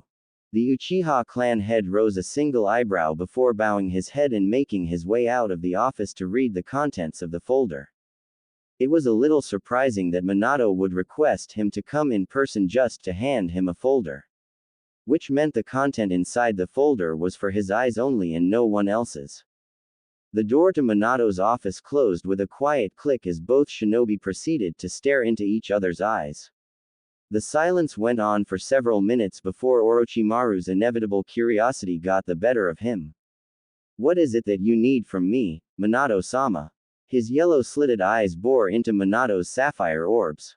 Minato slowly leaned towards his desk, propping his elbows on the aged mahogany wood and interlacing his fingers together. His hands covered the bottom portion of his face and his entire demeanor shifted, pinching at Orochimaru's sixth sense for danger. I know what you have been doing, Orochimaru. It was a simple sentence. A simple sentence that carried weight. A kind of weight that Orochimaru did not wish to endure. Before Orochimaru could speak, Minato did so. Hiruzen was far too lenient. Either that or he enabled you instead of aiding you.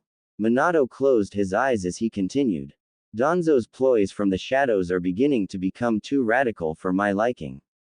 Orochimaru shifted his weight with a narrowed gaze but did not speak, listening to exactly what Minato was saying. If Minato wanted him dead, then he'd already be dead. You cannot stop someone like Minato. He is only around because root has its uses, and I'd be a hypocrite to judge the actions of a man who does what he believes is best for his village. Minato paused for a moment as one of his fingers tapped against his nose. But I draw the line at human experimentation. It stops today, or I will end you both. Minato's eyes opened as twin glaciers bore into Orochimaru's very soul. Do I make myself clear? Orochimaru's pulse sped up in response to the danger wafting off of Minato. Stomping the urge to move, Orochimaru replied with a narrowed smile. Kukuku. Of course, Hokage-sama. The serpentine man tilted his head before meeting Minato's harsh stare. Though, if I may. When Minato said nothing, Orochimaru proceeded with his question. How did you know? The Yondaime Hokage closed his eyes before replying. Nothing in this village escapes me. I know what is happening at all times. Every day, every hour, every minute. Well, that wasn't fair. He hadn't actually explained how he knew. Orochimaru believed that was rude. Every high-priority target in Konoha is marked by me. Minato explained simply. Orochimaru's snake-like smile returned full force as he chuckled quietly. Kukuku. I'm glad you think so highly of me, Minato-sama. Minato ignored the statement before unclasping his hands and replying. As of today, you will be removed from Anbu, effective immediately. Any lingering projects will be terminated at once, and should I catch wind of any more experiments. He let the statement drop entirely, knowing that Orochimaru would understand it. Seeing the understanding gaze, Minato leaned back in his chair. I'm appointing you to the head of the Research and Development Department of Konoha. You will take orders directly from me, and any projects you wish to work on will be approved by myself. Spotting the intrigued twinkle in Orochimaru's serpentine eyes, Minato went in for the kill. He reached into his cloak before pulling out one of his Hiraishin kunais and tossing the weapon to the snake Sannin. Upon catching the weapon, Minato spoke in a simple tone. Solve it. The expression plastered on Orochimaru's face would forever be cemented in Minato's mind. The sheer confusion on the man's face was actually incredibly refreshing. A small smirk formed on the Yondaime's face as he gestured lazily. You heard correctly. I wish for you to solve the Hiraishin. If you manage to do so, then you can have it. The blond man had to bite back the laugh that wished to escape him at Orochimaru's baffled expression. After several seconds of staring at Minato, the snake Sannin spoke quietly. Who are you and what have you done with Minato? That comment though did make Minato laugh. After a brief bout of laughter, the blond man spoke. I can assure you that this is no joke. I wish to direct your attention to matters that would aid the village instead of your own self-imposed ambitions. You seek some form of validation, and what better way than creating new and innovative concepts for the shinobi world? Minato gestured towards the weapon before finishing. Solving the Hiraishin is one of those jutsus that only a handful of individuals can grasp. Do you believe you can do so? The pale-skinned man stared into Minato's eyes for several seconds before directing his attention to the seal engraved on the kunai. He stared at the seal for several seconds before returning his gaze to Minato. A smile tugged at the man's features as he spoke. You are a dangerous man, Minato Namikaze. The blond man shrugged his shoulders before replying. Being respected as a skill but being feared as a talent. I like to believe that I have mastered both. After his statement, Minato gestured with his hand. You are free to go, Orochimaru. Remember what I said. I'm not Hiruzen. That serpentine smile manifested in the pale man's face as he pocketed the kunai. Of course, Hokage-sama. Bowing his head, Orochimaru made to leave the office. Before he could exit through the door though, Minato spoke up. Before you go, answer me this question. When Orochimaru turned around with a curious expression, Minato continued to speak. How strong was Hanzo the salamander? Orochimaru's head tilted as his eyebrows furrowed. What a peculiar question. The pale-skinned man pondered his answer for a scant few seconds before answering. His only equal would have been Hiruzen. Orochimaru noticed how Minato's eyes sharpened at the answer, but the man did not speak. Another mystery. Minato was filled with them. You are free to go. Orochimaru nodded his head before exiting through the door, leaving Minato to his thoughts. After Orochimaru's exit, Minato began to drum his fingers against his desk. The rhythmic tapping continued for several hours as Minato remained seated in his chair, pondering the answer Orochimaru had given him. This was a problem. Jiraiya had provided intelligence about Hanzo's supposed passing in Amegakure. It had been nothing but rumors and conspiracy theories, but Jiraiya believed differently. Amegakure was a dead zone. Nothing got in or out. If information such as this was seeping out, then it was something that was certainly worth investigating. After the 5th hour of thinking over it, Minato made his decision. He ran through several hand seals before placing his right palm on his desk and summoning Fukusaku.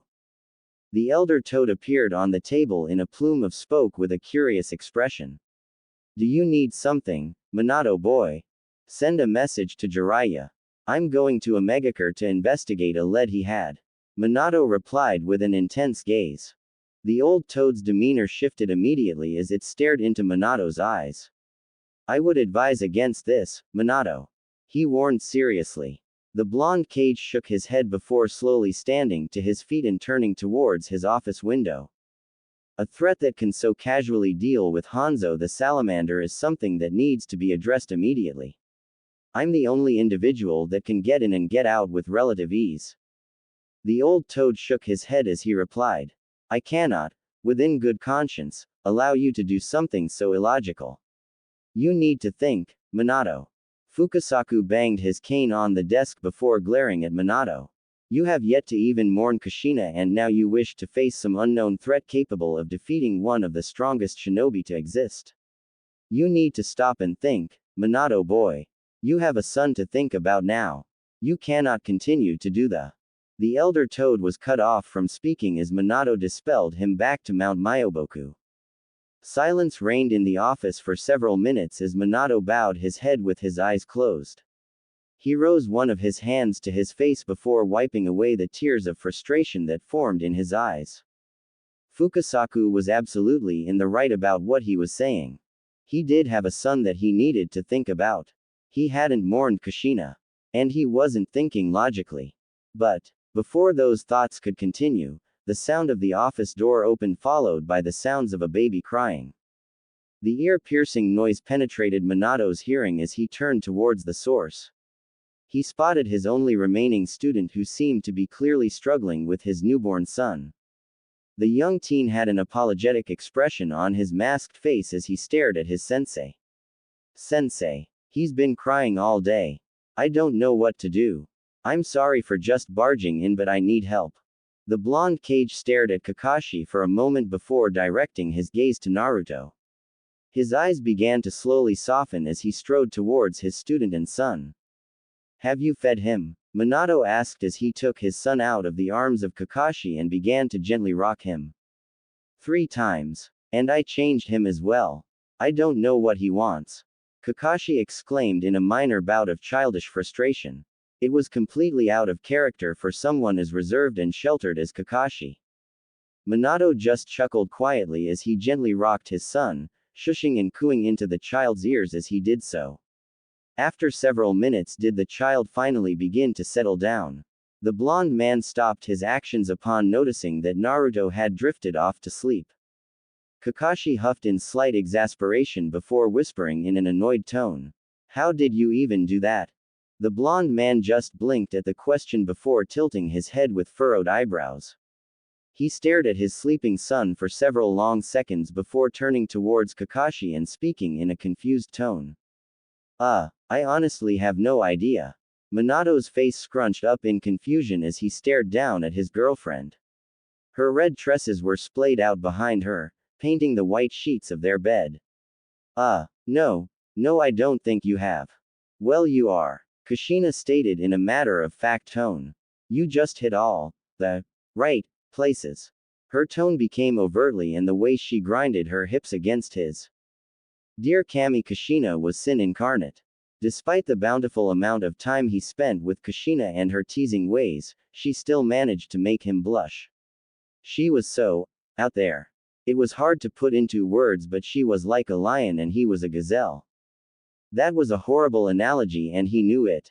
Before he could even think to reply to her words, a hiss of pleasure escaped his lips as Kushina's lips wrapped around his. Minato twitched back to reality, eyes snapping around the room as he took in his surroundings. Well, that had been an interesting daydream and it now left him hungry. And he wasn't talking about food either. The teleporting shinobi sighed heavily as he rubbed his eyes, curbing his desires. Aside from partaking in pleasures of the flesh, Minato had been thinking a lot about his inevitable trip to Amegakure. After making sure little Naruto was safe and secure with Kakashi, along with being guarded by 3 shadow clones and what was basically an impenetrable seal barrier around his home, he had sat on Fukasaku's words for several hours. The Toad Sage had brought up good points, logical ones. Why should he potentially risk his life, knowing that he had a newborn son without a mother? That should have stopped him dead in his tracks in the first place. Except it didn't. And Minato was struggling, desperately searching for reasons as to why that was. Why was his rationale being curbed? He had initially blamed it on Kushina's death, believing it to be the cause for his irrational thoughts and actions. But he knew, deep down, that this wasn't the case. He was grieving, that was for sure, but every day, bit by bit, he was returning to normalcy. At least, he believed so. His shinobi believed otherwise and they weren't scared to say so either. Minato had acquiesced to Fukasaku's words and hadn't immediately traveled to Amegakure. However, he was still going to do so and no one would change his mind. Even if what Jiraiya had found had been nothing but a rumor, he couldn't help but feel like there was more to it. Speaking of Jiraiya, the door to his office burst open, startling his secretary. Her body tensed up, papers flying from her hands and shooting into the air. A dozen or so yellow flashes emitted in the room as Minato caught each paper, placing them back on the table and returning to his seat, all in the span of a single second. Yes, his entire office was covered in Hiraishin seals. No, he wasn't paranoid. Just cautious. Kid, what the hell are you thinking? And it begins. Sensei. Minato greets casually, nodding his head a single time and clasping his hands together and placing them on the table. How are you? His sensei didn't appreciate his nonchalant attitude as evident by his harsh scowl. Rude. Don't you? How are you, sensei? Me, you little shit. Jiraiya stated in annoyed manner. What are you thinking? Going to Amegakure by yourself? Minato just sat there, hands clasped while staring at his teacher in an aloof manner. He was silent for several seconds before eventually side-eyeing his secretary who hastily fled from the room. After her departure, Minato finally deigned his teacher a response. Well, I was thinking about how rude it was of you to barge into my office, scaring my secretary half to death while nearly causing a mess. Minato took great pleasure in annoying Jiraiya and the fact the man's face was now twitching in anger was somewhat soothing. Perhaps Kushina had rubbed off on him a little too much. Don't be a little shit. Jiraiya stated quietly, eyes narrowing. The fourth Hokage shrugged his shoulders before spinning his chair around and staring out into the dilapidated village. Construction was slow and there was still bruises but Konoha would eventually recover. As bad as it sounded and he disliked why the thought had sprang up, but a majority of deaths were civilians and while tragic, the shinobi populace was far more important. That was just a fact.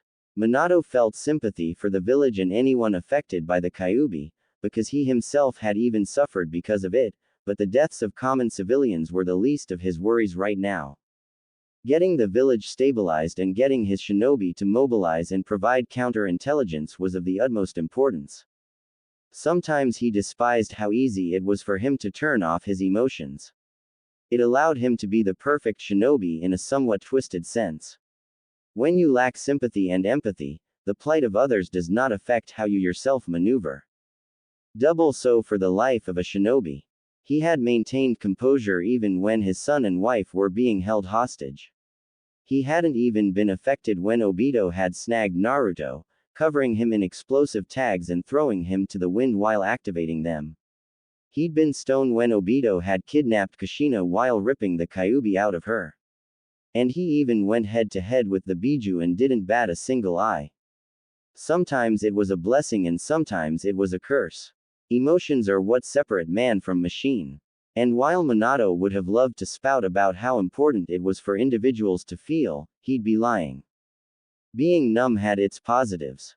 Numbing the pain from Kushina's death was certainly helping, but it only delayed the inevitable breakdown he'd suffer through. And it wasn't like he wasn't mourning for his wife, because he was, but sometimes. Sometimes you'd just rather not have to deal with life. You even listening to me, kid? Jiraiya questioned in an annoyed tone, leaning against his desk. Of course, sensei, he replied calmly, standing to his feet. His blue eyes flicked around the village, spotting yellow flashes here and there. Nothing you say is going to change my mind though. I'm doing this whether you like it or not. Jiraiya was silent for several seconds before shaking his head. So what? Just gonna leave your kid behind? Haven't you both suffered enough? The old sage knew he had struck a nerve when Minato's shoulders tensed up. Naruto is already going to grow up without a mother. He paused, wondering if he should continue but thought better of it. Don't do this, Minato. The blonde-haired man just shook his head. I will be fine. And what if you're not? Jiraiya finally shouted, patience snapping. You're not fucking invincible, Minato. You are strong, yes, but you are not impervious. What if there's someone who can nullify the Hiraishin? What if, for whatever reason, you just aren't fast enough? You're becoming arrogant, Minato. Stop and fucking think. I already have. The Hokage snapped back in kind, turning around to glare at Jiraiya. You think I don't know my own fucking weaknesses? You think my over-analytical mind hasn't drawn up hundreds, if not thousands, of scenarios where my Hiraishin is useless or somehow countered?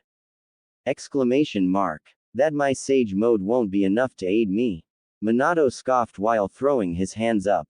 I've spent more time thinking about my own shortcomings as a shinobi than you've spent spying on women. Don't lecture me about what is right or wrong, Jiraiya. The last thing I want to hear from you is what I should or shouldn't do. You've never taken Hirazen's advice before, so what gives you the right to try to do so with me? Before Jiraiya could reply with the vitriolic response that sat upon his tongue, the door to the office opened, followed by the busty form of Tsunade. In her hands were several thick manila folders and documents. Her honey brown eyes were skimming through one of the various documents, quietly murmuring to herself and slightly oblivious to the tense atmosphere. Minato. She started slowly, eyes still roaming along the document. I'm going to need some. Her eyes finally rose to the two men, taking in their frustrated gazes and now finally becoming aware of the incredibly tense atmosphere. Was I interrupting something? Minato glanced towards Jiraiya, his glare softening up just a bit before shifting towards the blonde woman. Jiraiya and I were having. He paused for a moment before continuing. A disagreement. Her brown eyes cut towards her former teammate before shifting back to Minato. She adjusted the stack of papers, documents and folders before speaking. Doesn't seem like it. Before Minato could reply, Jiraiya spat out. Oh yes, a simple disagreement on how idiotic it is of my student to go prancing around in Amegakure, by himself, due to a supposed rumor about Hanzo the salamander dying. Tsunade's eyes widened to saucers as she snapped her gaze to Jiraiya. What? Minato groaned quietly, resisting the urge to roll his eyes. Why would you want to do that, Minato? Tsunade questioned in confusion, eyebrows furrowing. Minato just shook his head as he replied. I need to do this. Okay, but why though? The slug Sanin reiterated, tone curious and filled with slight concern. If you're so gung-ho about this that you'd nearly get into a fight with Jiraiya about it, then what is so important about Hanzo's potential death that needs your attention?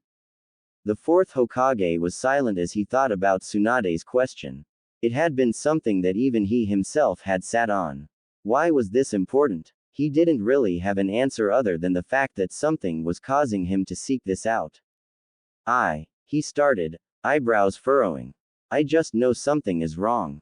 Tsunade ignored Jiraiya's disbelieving scoff. She took a few more steps into the room, placing the papers and documents on Minato's desk.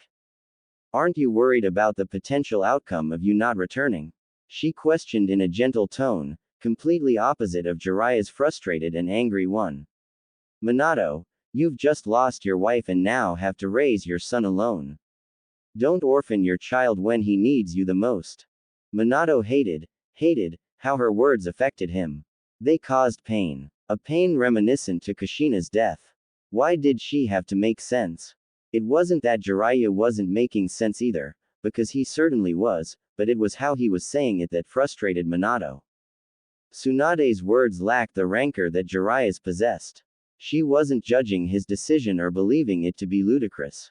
She was being gentle and understanding, knowing how important this potential information was. Besides, the busty woman continued with a shrug. You can just send a clone to Amegakure to confirm this information, right? It's not like you yourself have to physically be there anyway. Silence. An awkward amount of silence. Tsunade started slowly, staring at Minato with confusion. You did think about sending a clone, right? Right. What a loud silence this was. Tsunade's confusion turned into disbelief as she stared at Minato. You cannot be serious. Minato fucking namikaze. Her shout caused the fourth Hokage to cringe. Please tell me that you thought to send a shadow clone into Amegakure. Please, oh please, say it isn't so. Minato cringed once again, awkwardly rubbing the back of his neck. He sniffed once. It might have slipped my mind.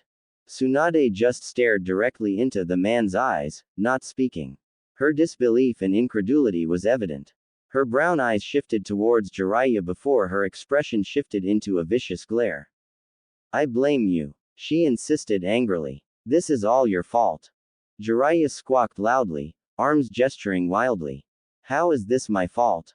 Because you're his fucking teacher. Teaching him common fucking sense was your damn job. And it's clear you fucking failed. Look at him. She gestured towards the blonde man who was standing awkwardly while rubbing his neck. He's completely lost. He didn't even think to use shadow clones. This is your fault, you stupid pervert. As Tsunade and Jiraiya began to bicker with one another, Minato was silent, avoiding the ire of Tsunade. She shared far too many similarities with Kushina, and he was certain that if he brought attention to himself, it'd just cause an earful. He was just going to silently leave the room. Where do you think you're going? Tsunade's irritated voice resounded out before he could disappear through the window. You see what I mean, Jiraiya. He can use the fucking Hiraishin, but he chose to try to leave through the window. It's your fucking fault. How is he still alive after all these years? Come on, sensei. It wasn't that bad, was it? Kakashi questioned in a light-hearted tone, patting his teacher on the back. I'm sure Tsunade-sama was just. Words failed to come to Kakashi, and so, the teen left it at that. Minato, whose hands were covering his face while hunched over on his couch, groaned pitifully. She's like an older Kushina. Except with a drinking problem. A small smirk formed on Kakashi's face that was hidden by his mask. Don't let her hear you say that. We know how violent Kushina could get. The masked Hatake paused for a moment before commenting offhandedly. Must be that Uzumaki blood. That made sense actually. Or perhaps all women were violent at some level. Yeah, no, it definitely had to be the Uzumaki blood. Putting it behind him, Minato rubbed his eyes before deciding to address something that involved his wayward student and his former teammate. This conversation was going to be a rough one, and he only hoped that Kakashi wouldn't fall into despair because of it. Kakashi. The Hokage started tiredly. There is something I've been meaning to tell you about the Kyuubi. The silver-haired teen shifted towards his sensei, single eye focused entirely on the man he viewed as a father figure. Is it about Naruto? He questioned curiously, glancing towards the crib in the corner of the room that held said child. Minato shook his head as a quiet sigh left him. No, this isn't about Naruto. He placed one of his hands onto Kakashi's shoulder, the other digging into a pocket and pulling out a dirty scroll. Minato began to unfurl the scroll before applying a bit of his chakra to it. A quiet poof emanated from the object, revealing a small jar with liquid inside of it. Minato held the jar just slightly out of Kakashi's point of view, staring at the object inside of it. Disappointment flooded his body as he stared at the jar. How sad. Whose eye is in your left socket? Minato questioned quietly, idly rotating the glass jar full of liquid. The remaining members of Team 7 tilted his head in confusion before answering.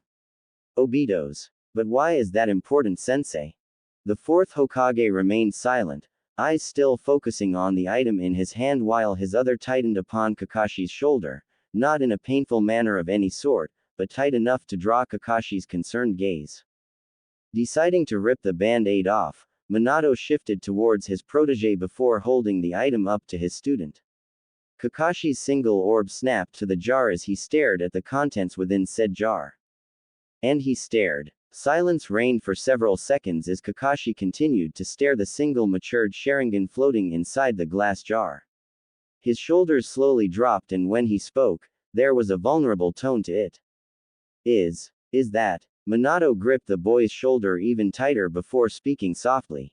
The person that caused the Kyuubi to rampage, who inadvertently killed Kushina and 8,000 other individuals in Konoha. He paused for a moment, taking a deep breath and exhaling quietly. Was Obito. How dreary. Minato's voice resounded out, muffled by the overbearing rain that saturated the entirety of Amegakure and its borders. The shadow clone tugged upon its hooded cloak, covering his spiky locks. He dug into one of his pockets, procuring a half mask that covered the top portion of his face, obscuring his eyes and nose from view. The shadow clone proceeded to stand still, rain beating down upon its body for several minutes. If passerbys were to come upon him, then they'd believe he was a statue. Another minute or so passed by before orange pigment, which was covered by the mask upon his face, formed around his eyes. Had his eyes been visible, then one would be able to see that the man's pupils were now toad-like in appearance, possessing a thick, horizontal bar. Upon gaining access to Sage Mode, Minato's shadow clone proceeded to stare up into the clouds. A disgusting amount of chakra was saturating the rain from above. Minato wasn't the best sensor around, but he also wasn't a slouch. The fact he hadn't been able to sense this before Sage Mode was worrying. Whoever was behind this chakra-infused rain was incredibly dangerous. The sheer reserves required to keep something like this up was unheard of. Only someone with a biju would be able to maintain something like this for long periods of time, and the last time Minato checked, no biju belonged to Amegakure. Minato spun his trademark kunai in his hand before holding up a single hand sign. A poof of smoke appeared in his hands, revealing that he had cloned the kunai. Another poof of smoke emanated around the man, revealing 13 new shadow clones. 3 of his clones nodded their head before disappearing in a yellow flash outside of AIM's borders to garner extra natural chakra for Sage Mode. The rest of the shadow clones were tossed a kunai before they disappeared in shunshuns, spreading out into Amegakure. Minato was positive that this rain was anything but normal. He wouldn't be surprised if the user of said jutsu was now aware of his existence and location.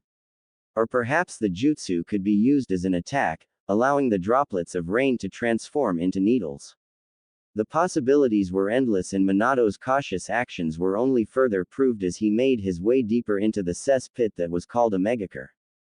The clone stuck to the shadows of the dreary city, avoiding the odd shinobi here and there.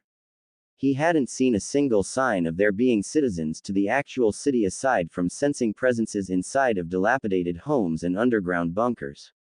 At least he assumed them to be bunkers, that or sewers. Minato's eyes were drawn to a skyscraper that was near the southern end of the industrial city, resting in front of the ocean of sea that sat behind it. This building practically towered over everything in the city, looming ominously. Well, if there was a secret hideout that housed the main enemy, then it'd certainly be in that tower. As Minato made to move towards the tower, he received an influx of information from the clones he had made. Each one of them were popped at the same time in nearly the same exact way, by a needle-sized prick to the head, back and/or neck. Minato's eyes glanced towards the rain from the safety of his awning beneath a random building. So his hypothesis about the rain was correct. Not only was it able to be used as a weapon, it was also able to track multiple targets at the same time. Whoever was controlling this jutsu was a monster. Not only was their chakra reserves monstrous, but their mental fortitude must have been off the charts.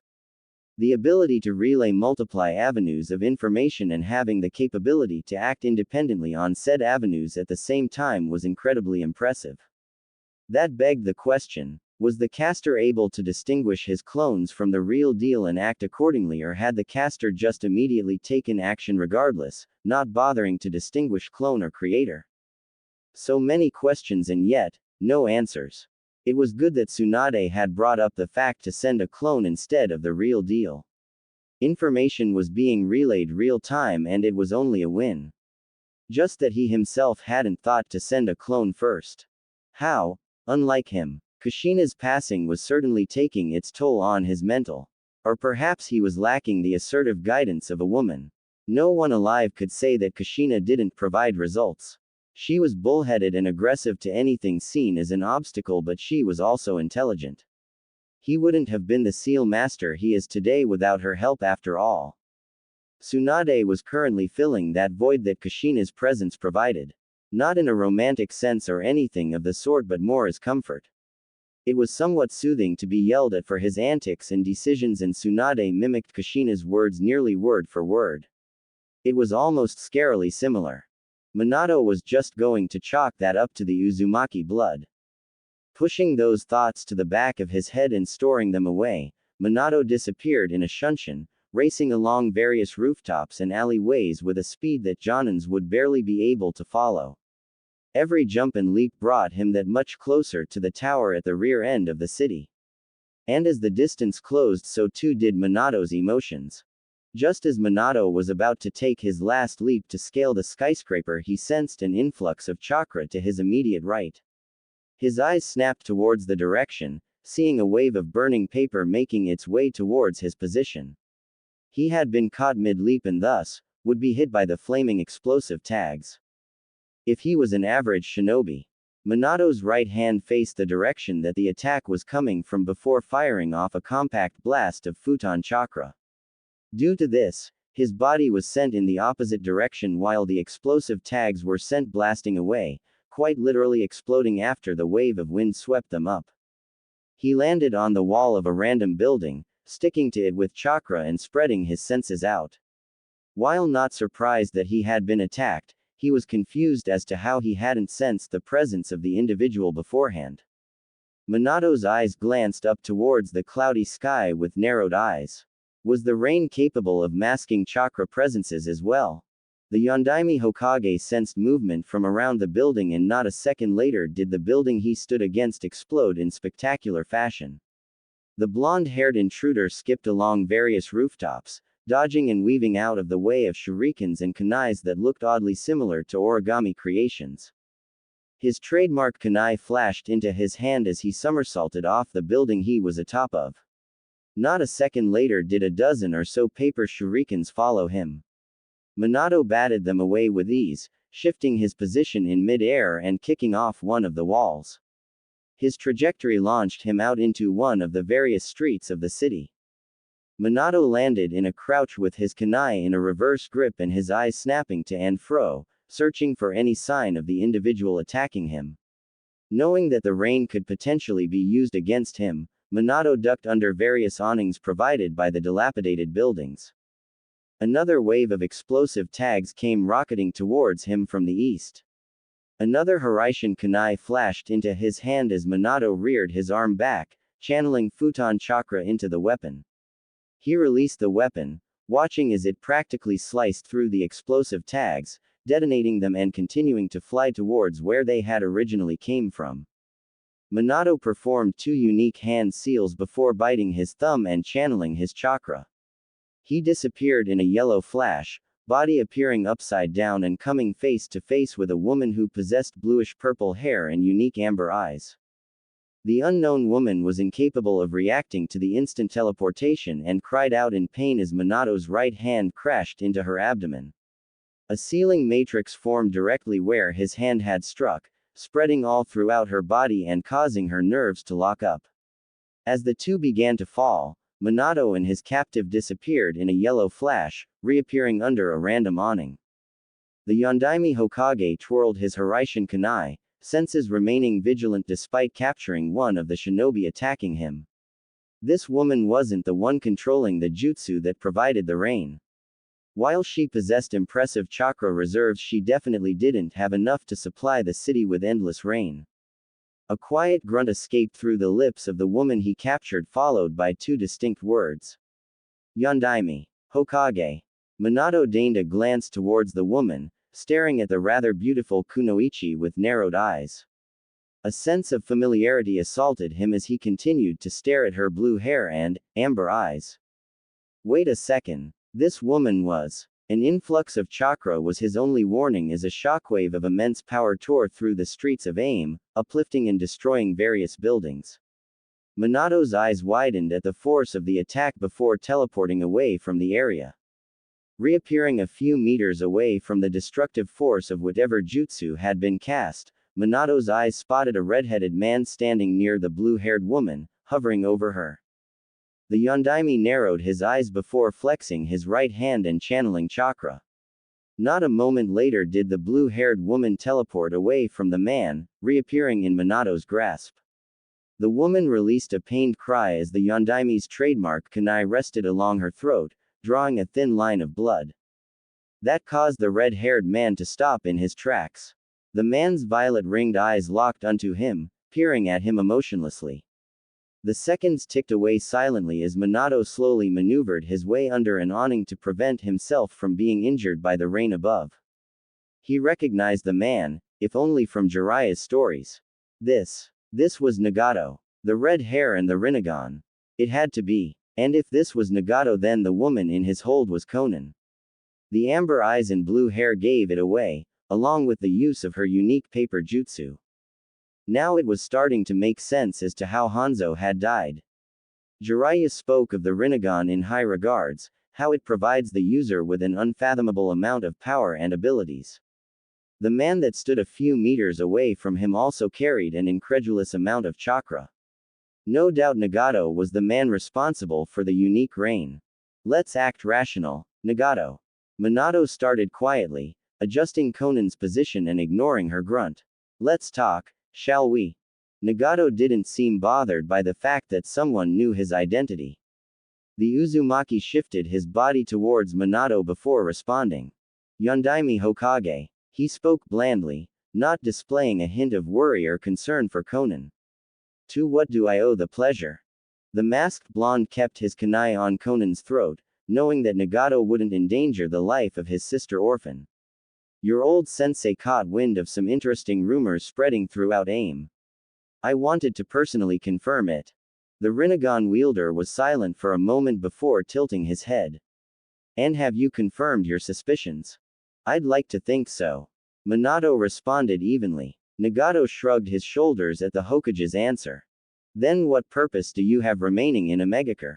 Do you wish for more intel? Better avenues to abuse for another one of your petty wars and disputes? Is Iwagakure pressuring you once more? I would assume that the infamous yellow flash would have continued to rain terror across the elemental nations. Instead, you're in my home, terrorizing an already bleeding populace with more nonsense. A small frown formed on Minato's face at Nagato's words. He wasn't going to bother trying to dispute them. Konoha had used AIM for warring terrain and had abused the populace. The only reason Konoha had been pushed out was due to Hanzo forcing them out. However, that wasn't why he was here, and Nagato likely knew that. I wished to confirm Hanzo's passing, and considering that you're still alive after all this time despite Jiraiya's belief otherwise, I believe I have the information I was seeking. Minato removed his kunai from Konan's throat before gently pushing her forward, allowing the woman to stand on her own. Nagato's eyebrows furrowed slightly at the Yondaime's action. I find it hard to believe that this is all you came here for. I'm sure you're aware of how powerful Hanzo truly was. His death would shake the shinobi world, and knowing there is an individual out there capable of dealing with him, I find it hard to believe that a major village like yours would just allow this to happen without reacting. Minato stares at the man for several seconds before replying slowly. I have no quarrel with you or Amegakure. My village's crimes against you came before my time, and while I would hope you wouldn't allow old grudges to sway your beliefs, it would be remiss of me to completely ignore how you feel. You suffered directly at the hands of my village regardless. There's enough suffering in the world. I don't see a reason to continue adding more to it unless provoked to do so. As the saying goes, talk softly but carry a big stick. Perhaps one day our villages could even make amends. With that closing comment, the shadow clone proceeded to poof out of existence, and the jutsu keeping Konan paralyzed disappeared directly afterwards. The blue-haired woman dropped to the ground with a quiet grunt, holding her abdomen and hissing quietly. Nagato was by her side nearly a second later, eyebrows creasing in concern as he checked her over for injuries. Gone was the emotionless facade he possessed when speaking to the Yondaime. Are you okay, Konan? The blue-haired woman hissed once more before nodding her head, grunting quietly. I'll be fine. Whatever he did to me is wearing off. Nagato was silent for a few moments before his unique orbs drifted to where Minato had disappeared from. A small frown painted his face as he spoke quietly. I believe Madara failed his endeavor. Conan scoffed quietly as she slowly rose to her feet. That's because he was nothing more than a farce. An impostor using the man's namesake. Yahiko was right the entire time.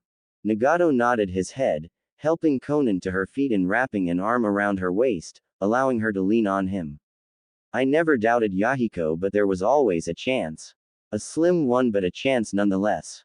At least that's one obstacle taken care of. I guess I'll have to thank the Yondaime the next time I see him. Conan's gaze shifted towards her brother, surprise evident upon her features. Are you saying? Nagato only nodded his head. Yahiko will want to speak to Jiraiya. I don't believe Minato is as monstrous as the elemental nations make him out to be. I would not mind an alliance. Amegakure is still bleeding and we can only do so much, Conan.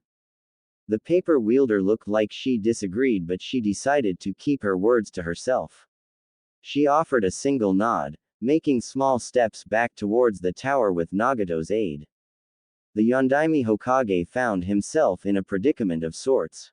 Now, normally he'd have sent Kakashi or some genin to accomplish the task he was currently doing, however, someone, Tsunade, had all but forced him to do this alone. Stating that it would help you in the long run. So here he was, standing in the baby aisle of a random store, scouring the shelves for baby things. The Hokage resisted the urge to rub his eyes in frustration. He had far more important things to worry about than the type of diapers his child used, or the type of baby wipes required to accomplish the task of cleaning his poo-covered child. It was times like this that made Kushina's death sting even more. Not so much in a sad way, but in an annoying sort of way. Minato wasn't good at this whole father business, considering he had grew up as an orphan and used the shinobi academy to get through his early years. Shopping for a child's necessities was somehow demeaning, and Minato disliked every single second of it. Just looking at all the labels on the various foods and whatnot was going to drive him mad. What in the hell was puree, and why the fuck did it sound like a war crime? The Yondaime was seconds away from tearing out his blonde locks before a familiar feminine voice resounded out in the relatively empty aisle. Minato. The gruff but feminine voice spoke. Is that you? Said man turned his head towards the voice, spying a casually dressed Tsume Inuzuka. The woman was out of her standard Jonin uniform and was dressed in a pair of black tights with a black crop top that hung lazily over her shoulder, nearly exposing one of her. It was fitting if Minato was being honest. The woman was brash, loud and aggressive. There wasn't really anything more that was needed to say about her. That's not to say that Minato disliked her though. The Inuzuka matriarch, or rather soon-to-be matriarch, was friendly enough, in a rough and gruff sort of way. Tsume-san. Minato greeted with a polite nod of the head, thankful for a distraction. What brings you here? The animalistic woman tugged her large cart of groceries and various other items over as she spoke. San. Fuck are you being so formal for? She swerved her cart right next to his, nearly causing them to collide. You're out of the office and I'm not in uniform. Just call me Tsume, Blondie. Her casual and laid-back words caused the inklings of a smile to frame the man's face. Minato sighed quietly as he shook his head. Hi, Tsume, he corrected, bemused when the woman nodded her head in satisfaction. What brings you here? The woman's eyes none too subtly trailed towards his own cart, roaming along the various items, spotting several things that were clearly for his son. Ya no. She started lackadaisically, slitted pupils glancing towards the blonde. Getting some shit for the kiddos and doing a bit of grocery shopping. What brings you here? She asked with a smirk, already knowing. Minato's features became a bit squeamish as he stared at the jars of baby formula in his hands. He grimaced before placing the items back onto the shelf. Just, no. Shopping. Smooth. Minato. Real smooth. Tsume's smirk only deepened, exposing one of her large canines. You ain't got a single clue as to what you're doing, do ya?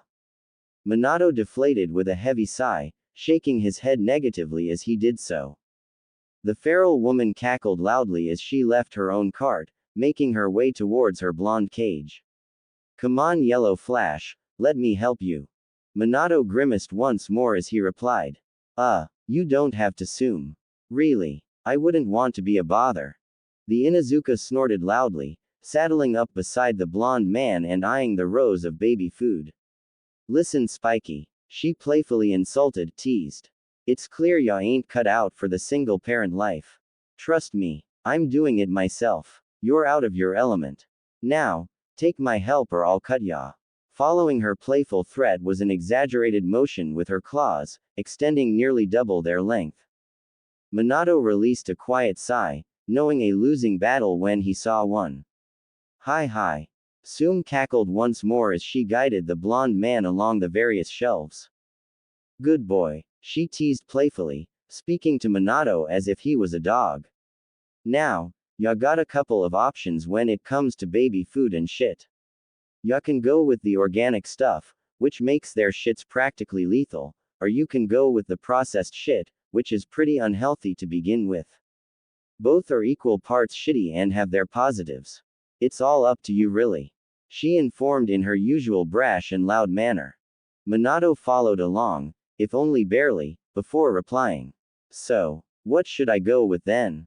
Tsume glanced towards the man before shifting towards the various foods on the shelf. Well, she started quietly, clawed fingers scraping along the shelves. Considering your boy's heritage and... She gestured in a vague motion that was somehow supposed to relay the fact that Naruto was a Jinchuriki. I don't think it'll really matter. He's not gonna be a normal kid, and if he's even a tenth of the child you and Kushi were, I'd be more worried about his toddler years. He's gonna be a pain in the fucking... Minato released his 75th sigh of the day at Tsume's words. Yes, 75. He had counted them all. Got any advice? He asked pitifully. Tsume glanced towards the man before shrugging her shoulders lazily, nearly exposing her. Get a girlfriend. Minato sighed heavily once more. And there went 76. The feral woman cackled once more before placing a clawed hand on the man's shoulder. Hey, it only gets shittier from here on out. Might as well get used to it, Blondie. You really aren't helping. Minato replied in slight annoyance. Tsume patted the man's shoulder with a loud chuckle. Who said I was helping? She cackled at his aggravated visage before growing slightly serious. Hey, if you ever wanna talk or some shit, just let me know. I know what you're going through. Shit, and it's gonna keep sucking for a while. But you're strong, Minato. I know you can pull through this. She proceeded to squeeze his shoulder before patting it once more and returning to her cart. Minato's lips parted at the woman's rather sincere tone, eyes following her as she returned to her own cart. Tsume did know what he was going through, didn't she? She had lost her husband only recently, just before having her son. Sesshomaru had been on an excursion to Iowa's borders before being ambushed. Despite killing all those that had attacked him, he had fallen to his injuries shortly after. Tsume had given birth shortly after his death and was now being thrust into the role of Inuzuka clan head. Hey, Tsume, Minato called out before the woman could begin to leave. Yeah, she questioned with a raised eyebrow, turning back towards the man. Thank you, he expressed gratefully, a soft smile licking at his features. Tsume stared at the man for several seconds before offering a small smirk. She waved over her shoulder as she replied, hips swaying back and forth in an exaggerated motion. Don't mention it, Spiky. As she continued to saunter down the aisle, she spoke again. Don't go staring at my either. Minato hadn't, but he certainly was now. Kami, damn it. The woman's loud cackling was heard as she exited the aisle, already knowing that her words had caused the man to do what she said not to do. Minato just shook his head with another sigh.